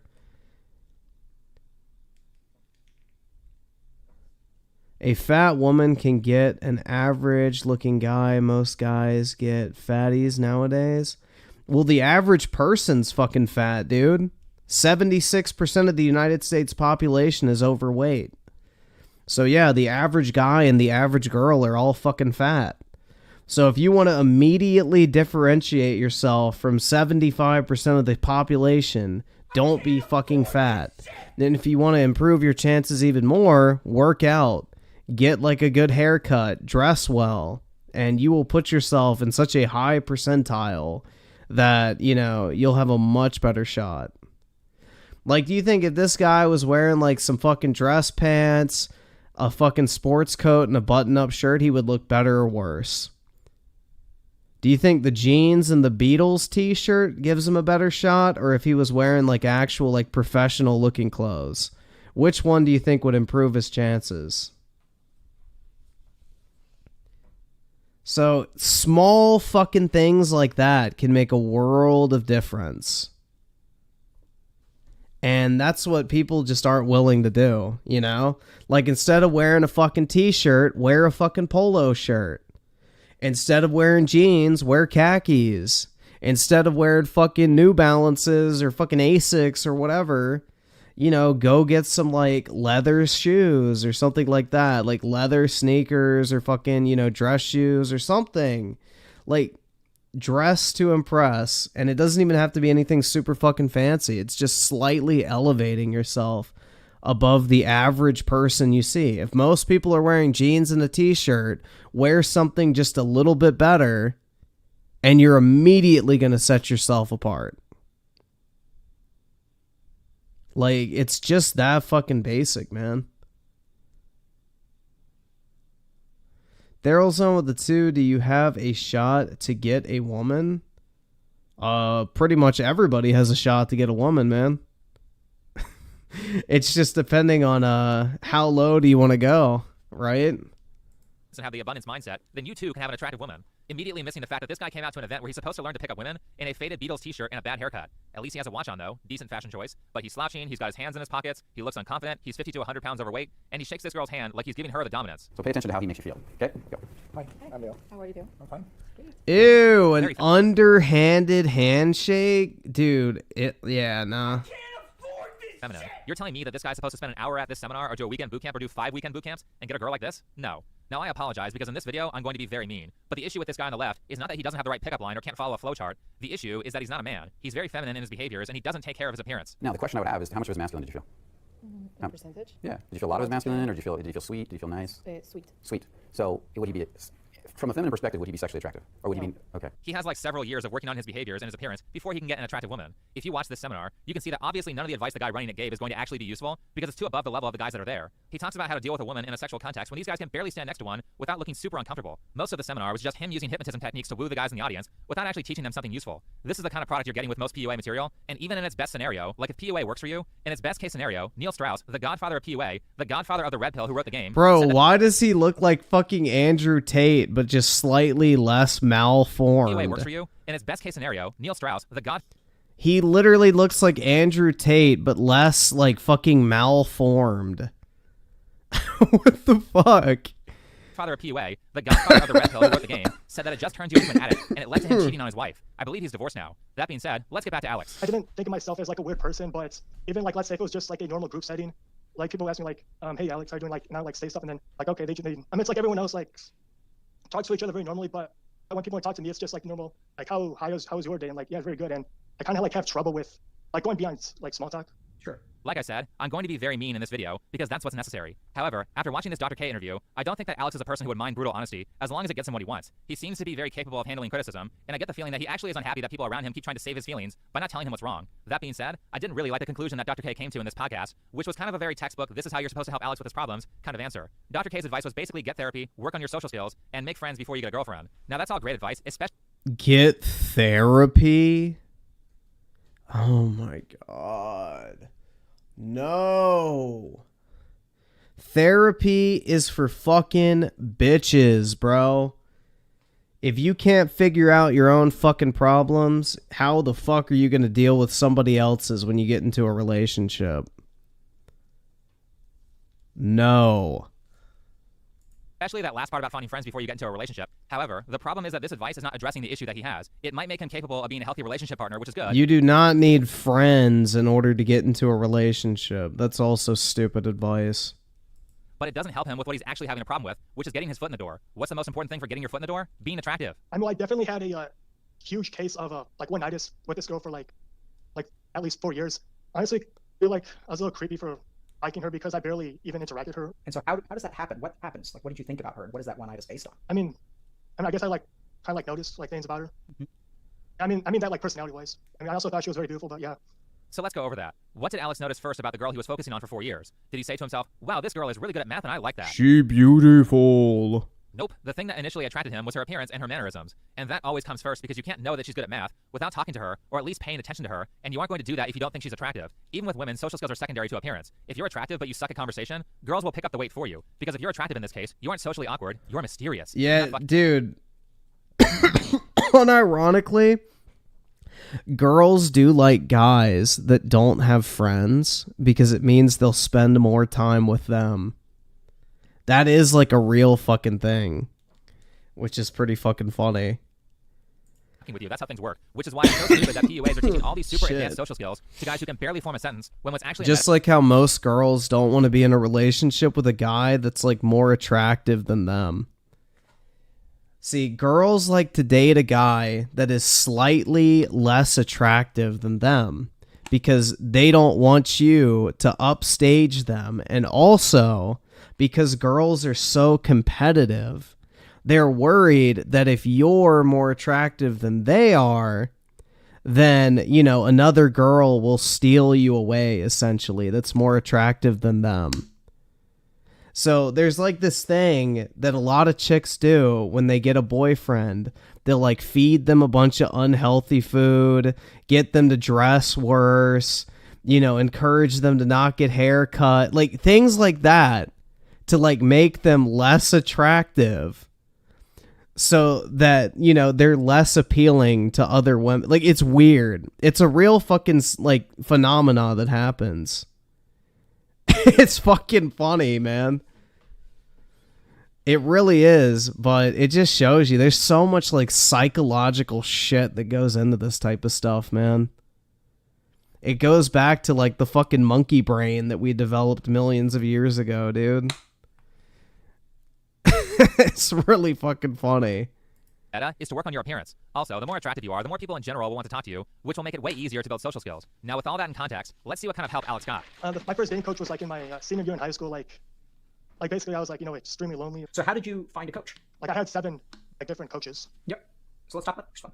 Okay, well the first one, believe it or not, that one was a girl dating coach. The other 6 weren't. Strike 1. Never ask a woman how to attract a woman. They have no idea. Why would you pay to take advice from someone about how to attract women when she has never done it before? Unless she dates women, her advice is going to largely be useless. Not to say that straight men are any better at giving women advice on this topic either. I know a lot of guys on the internet have this take of, women just have to stand there and men do everything for them. But that's after they've already spent dozens of hours shopping for good clothes, learning what hairstyles to have, doing a proper skincare routine, and learning how to be feminine. Guys aren't approaching the women who don't do that stuff, and if you don't believe me, take it from dating expert Pearl Davis. From a young age, I was what you call humbled. Okay, most of my friends, right, were generally like more attractive than me. I was never the hot friend. Most guys, even the average guys, they would ask me about my friend first.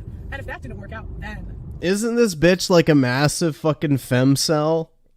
they would come crawling to me. I'm sure there are exceptions, but in general, a straight guy is not going to be able to help her with this. I even remember watching a trained professional try to help Pearl with her awful fashion choices, and he put her in a dress that looks like a trash bag. Spin, not too fast. Okay. Yeah, this is better.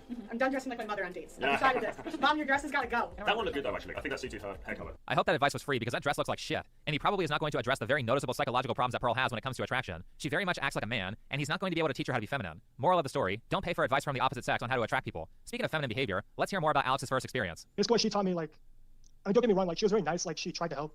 Like Don't get you wrong, she was trying to help. What does that mean? I mean, she was trying to help, but the stuff she taught was like, you know, this is what a question is, this is what a statement is, like stuff that's like everyone like already knows. Okay. She's trying to teach like basic common sense. Like, Okay, so it sounds like it wasn't that helpful. Why is he so passive about this? Well, she was nice. No, she took your money, used up your time, and filled it with common sense bullshit. You should be mad about that. You should be mad that she had the audacity to charge you more than she's worth, and for not doing the bare minimum, which was to teach you something useful. Because Alex is so quick to make excuses for his first teacher for her lack of competence, he makes the mistake of hiring bad teachers multiple times. the third one, oh my god, that one was the most expensive one. Yeah, it was $3,000 for that one. It was basically a 3-month coaching program. Wow, that is a lot of money for someone who was probably 18 and 19 years old at the time. He has some expensive looking stuff behind him too. Does he have a job, or are his parents rich? Because if he doesn't have a job, that would be step 1 for building the kind of social skills that would make you attractive to women. Like there was a segment where like the main coach actually brought his girl out to Griffin should make a dating coach channel. Hell yeah, dude. I noticed Griffin is a little sexist towards himself. Yeah. with her. Bro, I'm just a realist at the end of the day. Like, I don't know. I prefer the facts, and yeah, I would basically get like 1 or 2 minutes on the timer to. the facts are the facts, guys. You can't fuck with, you know, thousands of years of fucking psychological evolution. Like, it doesn't matter what you fucking do, man. There's just certain human principles that are baked into our fucking monkey brains from the thousands of years of, you know, development over the course of human history. You know? It's like how fucking birds know to fly south for the winter, even though they don't even know what the fucking concept of south is. There's just certain inherent truths that everyone is born with, and they're literally just baked into our fucking DNA. Like try to start a conversation with her, like talk to her. Yeah, basically more like observation. Griff, can you drop how to get trans girls? Dude, Literally every single fucking post I've ever seen on the internet is like, I wish guys would just give trans girls a chance. Like, there's always that saying that gay guys get sex really easily because what's better than like two fucking dudes? They're just extremely horny all the fucking time. Well, dude, think about it this way. You literally have a situation where you have a guy that's wanting to be a girl and is so desperate to be validated as such that they would jump on any fucking opportunity to be treated as such. So, yeah, you literally could probably just ask literally any of them. And within 5 seconds, they'd probably agree to whatever the fuck you want. Because they're so desperate for fucking validation of who they want to be. Wise. But what made me... It's like the old fucking thing where it's like, if you see a girl with a boob job, you know, she's got awful self-esteem and it's probably extremely easy to take home. Because they're desperate for validation. Like, very mad, though, was that I was literally on my last group session. And I could barely even, like, hold a conversation for, like, 10 seconds. And the guy was like, oh, my God. Like, you did so awesome, Alex. Like, did so well. And that was, like, literally after, like, 3 months. Like I know he was, like, trying to be nice to me and stuff, but, like, he also it just wasn't very honest, you know? Like, I was still obviously struggling a lot. It sounds like this was a complete waste of several months if all you're trying to do is have No, that guy's not ugly, bro. What he probably needs to do is stop dressing like he's fucking homeless. Because it looks like he woke up on the side of the street and put on a pair of headphones. Like, if this is how he chooses to appear on a fucking live stream in front of the camera for the fucking world to see, chances are this is how he's approaching chicks as well. Like, he literally looks fucking homeless. Put on a fucking button-up shirt that's fitted, like a nice pair of, like, fucking khaki pants, a clean pair of shoes, and get your fucking hair trimmed. And he'd probably do perfectly fine. Nah, you don't need to grow a beard. Facial hair is optional. I don't know. I don't personally like facial hair, but... No, like, all he would have to do is just, you know... I guess, upgrade his look a little bit. And he'd probably do fine. Like, he's not an unattractive guy. There's nothing inherently weird about his appearance, right? At least from what I'm seeing. Like, he looks like he's afraid to look in the camera, but it could just be because he's looking at his monitor instead of the camera, so... Very honest, you know? Like, I was still obviously struggling a lot. It sounds like this was a complete waste of several months if all you're trying to do was have a conversation with a woman. Those teachers failed you because they were too incompetent to find a challenge that was at your skill level so that you could actually improve. At least he got mad this time, but obviously they picked something too hard for him because he was unable to do it after months of practice. He'd be better off spending that $3,000 on a female therapist, preferably a younger female therapist that's not too far out of his age range, and just practice talking to her. Usually it's around $100 a session, maybe less if the therapist is new, so that's months of therapy and months of skills practice that pretty much any therapist should be able to handle. I don't think Alex is terrible at conversation. Clearly he is capable of it because he did fine talking to Dr. K for over an hour. However, it sounds like Alex has anxiety issues that are ruining his ability to have a conversation. Just talking to a woman for around 30 hours so that he knows he can do it would be a huge help. Now I will give him some more points here because the useless $3,000 dating coach had the audacity to try to upsell Alex for another course after failing him. Like, skill-wise, I didn't really improve that much. And he saw that, like, I was doing so pathetic, like, trying to talk to, you know, this girl on the video chat. And he was, like, kind of like being fake, you know? Like, and after that, like, after the chat, he was, like, trying to, like, get me on a sale to pay thousands of more dollars to continue his coaching. I was like, no. How did that make you feel? Yeah, I don't know, man. Like, it's hard for me to kind of put myself in, like, someone like this's shoes. Like, he can't even talk to a girl over video chat. Like, I don't know. I don't have a problem talking to people. Like, it's one thing to ask, like, somebody out, like, oh my God, will you go out with me? Like, that's, yeah, I can understand, like, why that's a little nerve-wracking. But, like, just talking to someone, especially over a fucking video chat. Like, how is that difficult, man? I think the issue is this: people are living on the fucking internet nowadays, man.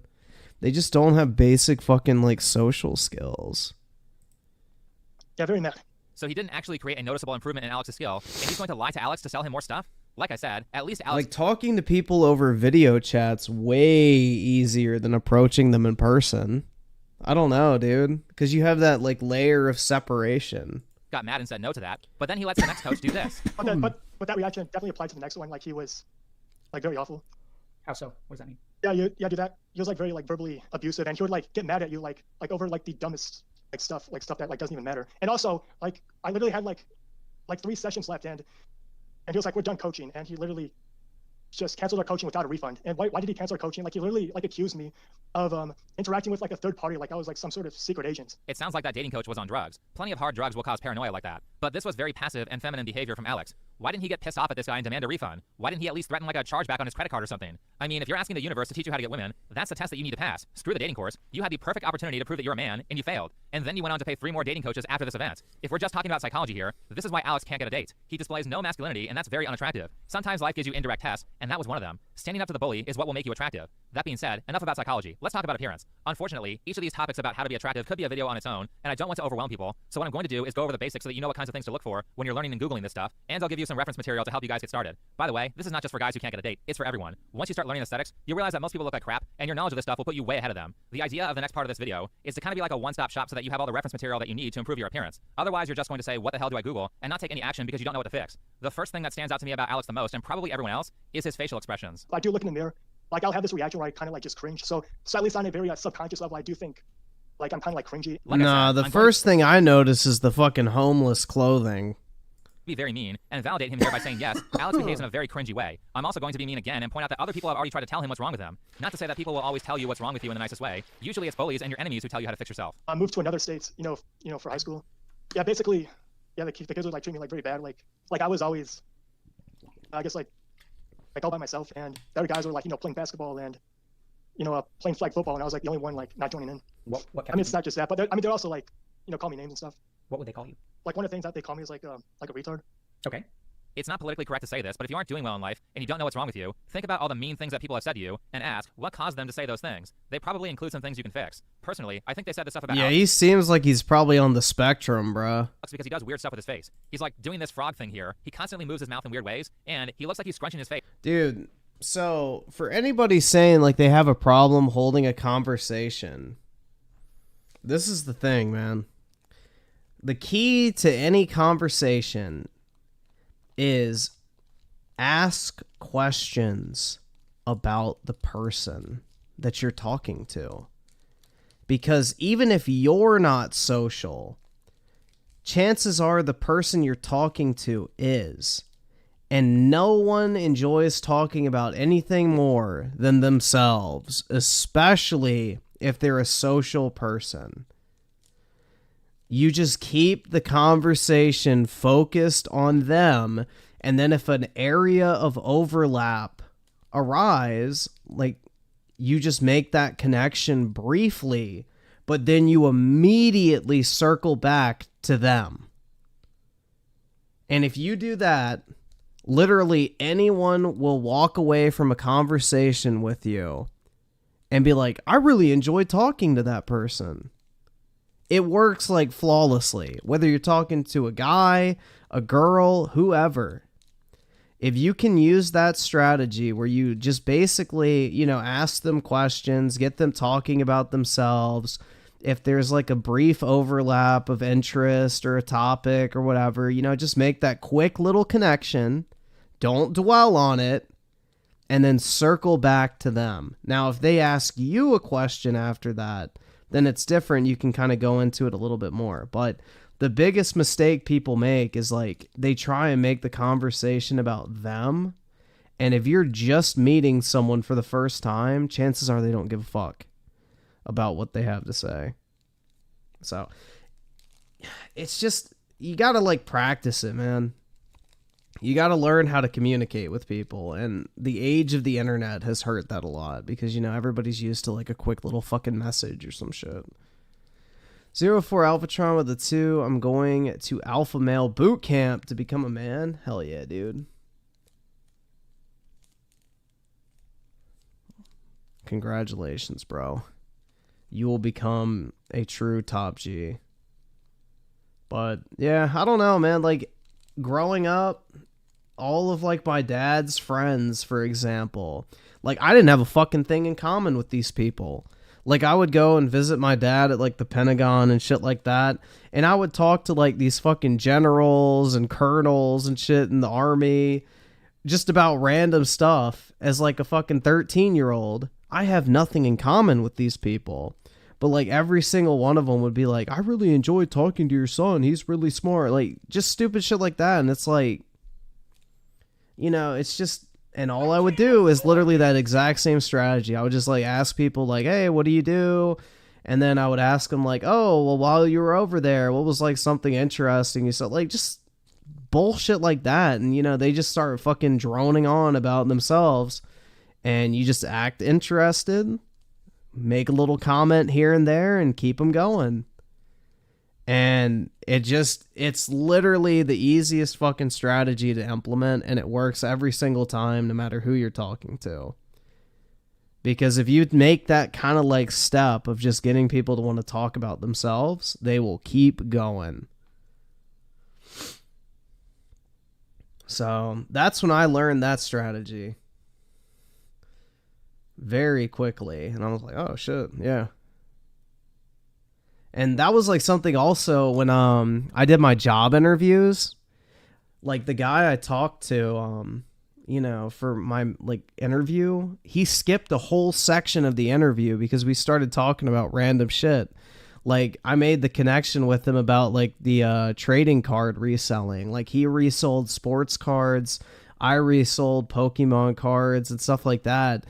So like I started asking him about like how he was like selling sports cards in the market and that type of stuff. And we started talking about that for like 15 minutes.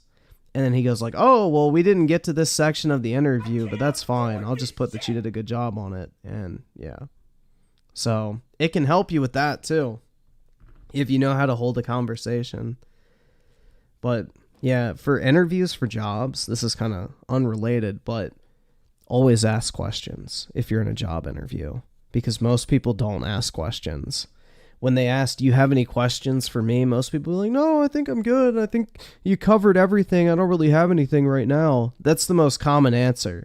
If you can actually ask a meaningful question, they will immediately remember you more than like 90% of people that they interview, because most people don't fucking do it.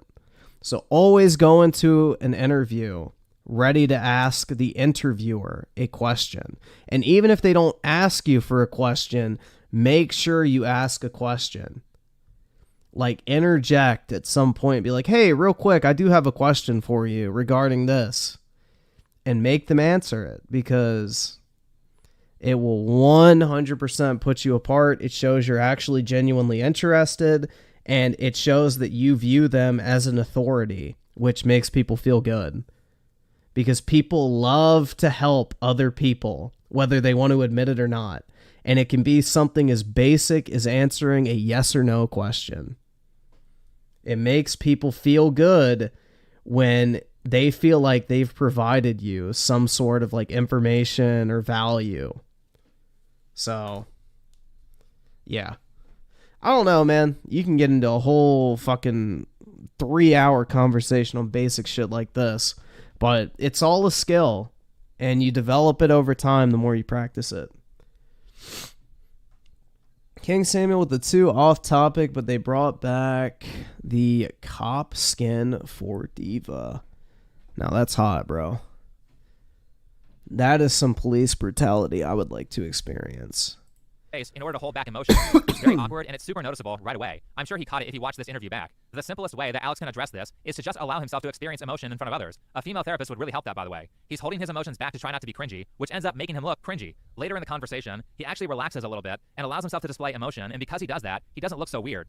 How you feel? You okay? Yeah, I feel pretty good. Okay. I've been holding the stapler. I've been holding the stapler to the. Do you want to switch hands?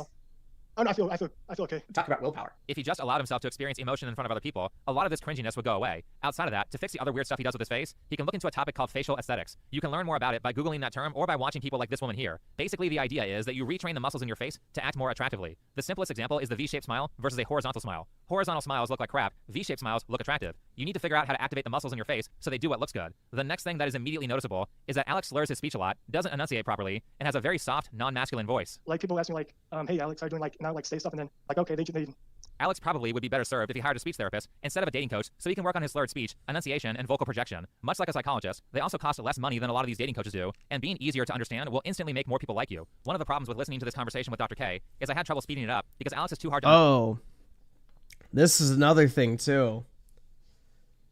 If you want to sound like you're smart, talk slower. The slower you... Not like retard slow, like... oh, well, I think that I went here. But if you talk more like deliberate and slower and make it seem like you're thinking while you're talking, it makes you seem like an authority because you're like, essentially, you're willing to take the time. Because most people who don't have a fucking clue of what they're talking about just get some bullshit out of their mouth as quickly as they can, hoping to move on from it. But if you're actually confident in what you're saying, you're willing to take the time to properly explain it and enunciate it. So if you literally just want to sound like more of an authority on anything, take your time and just, you know, spell it out, essentially. Don't go like, well, I think it happened this way and I'm not really 100% sure, so what do you think? Like, you sound like a fucking dipshit. Oh, here we go. Where's my mic?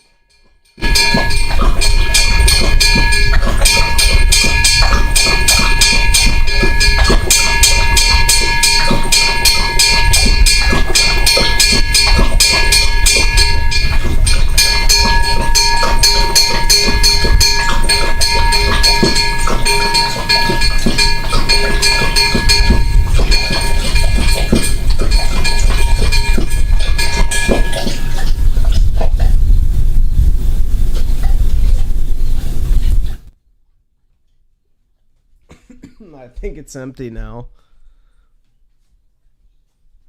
I think the bowl is empty.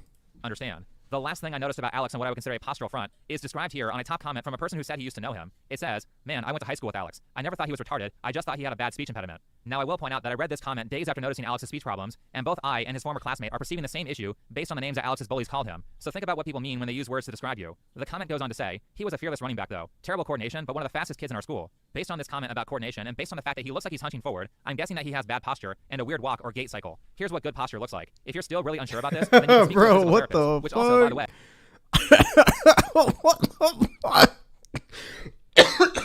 That's like the fucking Instagram thought stance. is cheaper than a dating coach. Having a trained professional tell you what specifically you are doing wrong and teach you how to fix your posture is like $100. But the way you learn how to do this is to stand up against a wall, create this shape in the picture, and memorize what the correct shape feels like. The more you practice the correct shape, the more bad posture will feel wrong. The problem with posture, or things that you have to do for a prolonged period of time. Dude, I have naturally good posture because I absolutely fucking hate being like hunched over.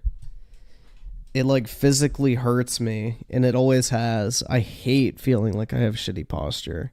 Is that you will eventually sink back into the wrong position. If you know it feels wrong, then you can use that as a subconscious cue to put you back into proper form. This is the same for facial posture, and it's the same for learning how to walk attractively. Check out this video here on how to have an attractive walk, and probably look at a lot of other videos on how to walk attractively, because I've yet to see a single one that talks about everything. So that's all for the postural stuff. Now let's talk about the last topic in this 101 course, which is fashion and interior design. You want to make your environment welcoming to other people. In Alex's case, he should make it welcoming to women. We can't see his entire room, but as for what's in frame, I don't see any pictures on the wall. Undecorated walls give serial killer vibes, so fix that. I am glad though that I don't see any. Uh-oh.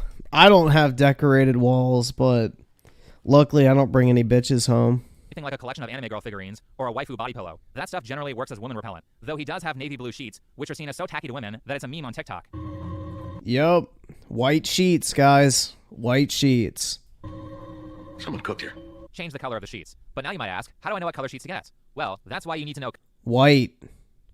Only white sheets. color theory. Color theory is useful for a lot of things. Since we're talking about fashion, you can use it to figure out what colors to use in your living space and what colors to put in your outfit. All colors you see are based off red, yellow, and blue. These are called the 3 primary colors. If you want to learn more about that, I recommend this video here. We use the primary colors to get the secondary colors to get the tertiary colors, and so on and so forth. Something you hear a lot in fashion are the terms warm and cool. It's hard to see warm and cool colors if you're a beginner and don't know how they work, but basically, a warm color is when you add more yellow to it. Going off the video that I just recommended, you can see she is adding yellow to the color and it's getting warmer. Cool means you're adding blue to the color. Here's a video creator adding blue. You also have muted or brights. These are pretty easy to see. Muted colors have low saturation, bright colors have high saturation. Now in terms of how to combine colors, this is a more complicated subject that involves a lot of arguing between people who study it. This video here will give you the basics on what colors can be combined together, and if we're talking about outfit basics, generally you want to have no more than 3 colors in your outfit, though this can be played with as you grow in skill, especially if you're adding neutral colors to your outfit. To keep things simple, you probably want to memorize neutral colors first. Neutral colors are ones that generally go well with any other color. Which colors are neutral are debatable, but in my opinion, for clothes, neutral colors are black, white, brown, beige, gray, olive, and light blue jeans. As for the rest of color matching, you can figure out how that works in your own research. Next, how do you determine what colors you wear? Going back to Alex here, I will give him a compliment by saying that it looks like he's dressed in the correct colors. He doesn't look funky, and I don't immediately notice the outfit before I notice his face. No, he has dog shit fucking clothing.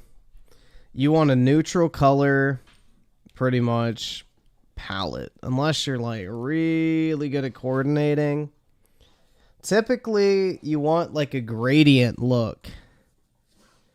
So typically you want like your shirt to be the darkest item that you're wearing, your pants to be lighter than the shirt, but darker than your shoes. So like prime example, black shirt, gray jeans, white shoes. Looks great. But black shoes, fucking white shirt, and gray pants looks like shit. So, yeah, that's more of a acquired skill. You have to have an eye for that type of stuff. But generally speaking, white shoes are always safe.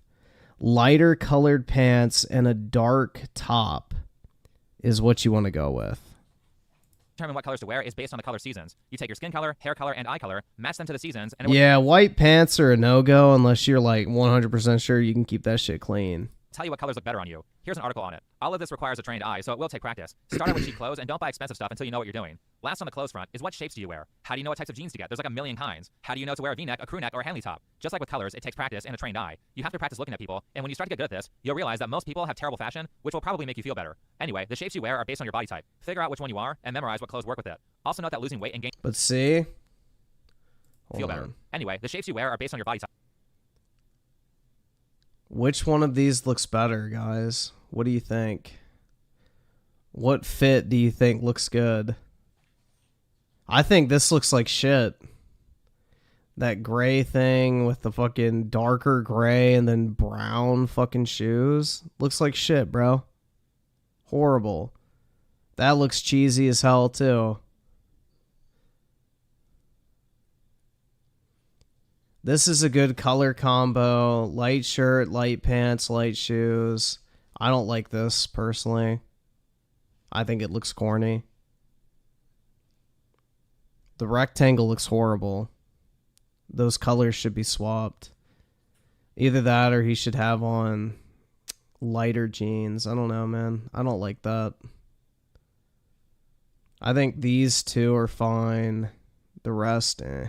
Type. Figure out which one you are and memorize what clothes work with it. Also note that losing weight and gaining muscle will make clothes look better on you, so as always, go to the gym. After you learn what shapes to wear, you'll want to learn how to layer. Though his clothes look oversized, another thing that Alex gets right is that he has layered his upper body. Good. You can learn how to layer from this video here, and the last thing you'll want to search, which is kind of a lower priority for men, is how to wear accessories. Oh, and one more thing, here's a video on shoes. Next up is hair. It's very difficult to see Alex's hairline. However, I do have one shot here where you can get a decent look at it, and to me, based on his face shape, it looks like his hair is too short. There's a chart for hairstyles just like body shape and the color seasons. Take a look at it and pick one out. Make sure that the hairstyle fits your personality, or it will look bad. This is the same with the type of clothes that you pick too. Pick clothes that fit your personality. Now, I will say that if you're new to this and have some extra cash, it's probably a good idea for the first haircut to find someone expensive who knows what they're doing, and just pay them to tell you what haircut to have. Then when you know it looks good on you, you can go to someplace cheaper. This stuff takes a while to learn, but it really makes a difference, and I think the best display of how important taking care of your appearance is in that old show, Beauty and the Geek. It's amazing how many attractive people there are that are hidden by horrendous self-care. I know it sounds like a lot, but you don't have to be an expert to start getting attention. Even some minor improvements. Krister wears hoodies with shorts and shoes? No. I do not. But nice try. Go a long way. Now to wrap this up, I thought this take from Alex was really funny. Yeah, but okay, so what I learned from the 7 dating coaches is like, yeah, definitely like be very careful for like what you pay for. I agree. I think dating coaches are largely toxic, and as Dr. K points out during the show, there are people who call love a disease. Do you know what the suffix itis means? Itis means like inflammation. Yeah, it's interesting, right?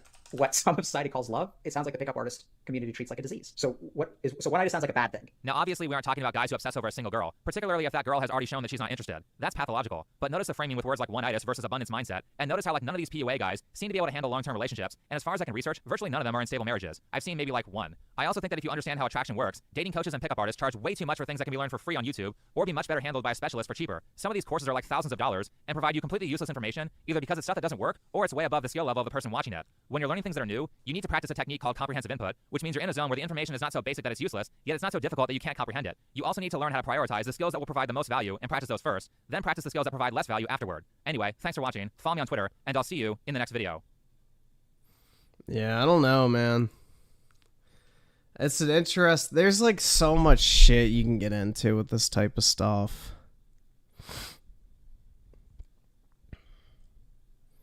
There's like so many fucking different scenarios you can get into with this type of shit.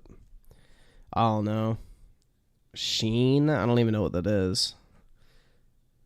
But it is 4:20, guys. Wow. What a perfect time to wrap up. So, What is this, Brit? Not gonna lie, Griffin. I remember you said couples who are over 30 will have a higher chance of giving birth to an autistic kid. Should you be looking for a relationship since you're 26? Why, Brit? Is this your attempt to reach out to, you know, fill the void in my life? No, thank you. But I'm gonna go ahead and hop off, guys. Have a wonderful Tuesday. Appreciate y'all coming out. And I hope y'all have, a great night, morning, whatever. And I'll talk to y'all later. Peace out, everyone.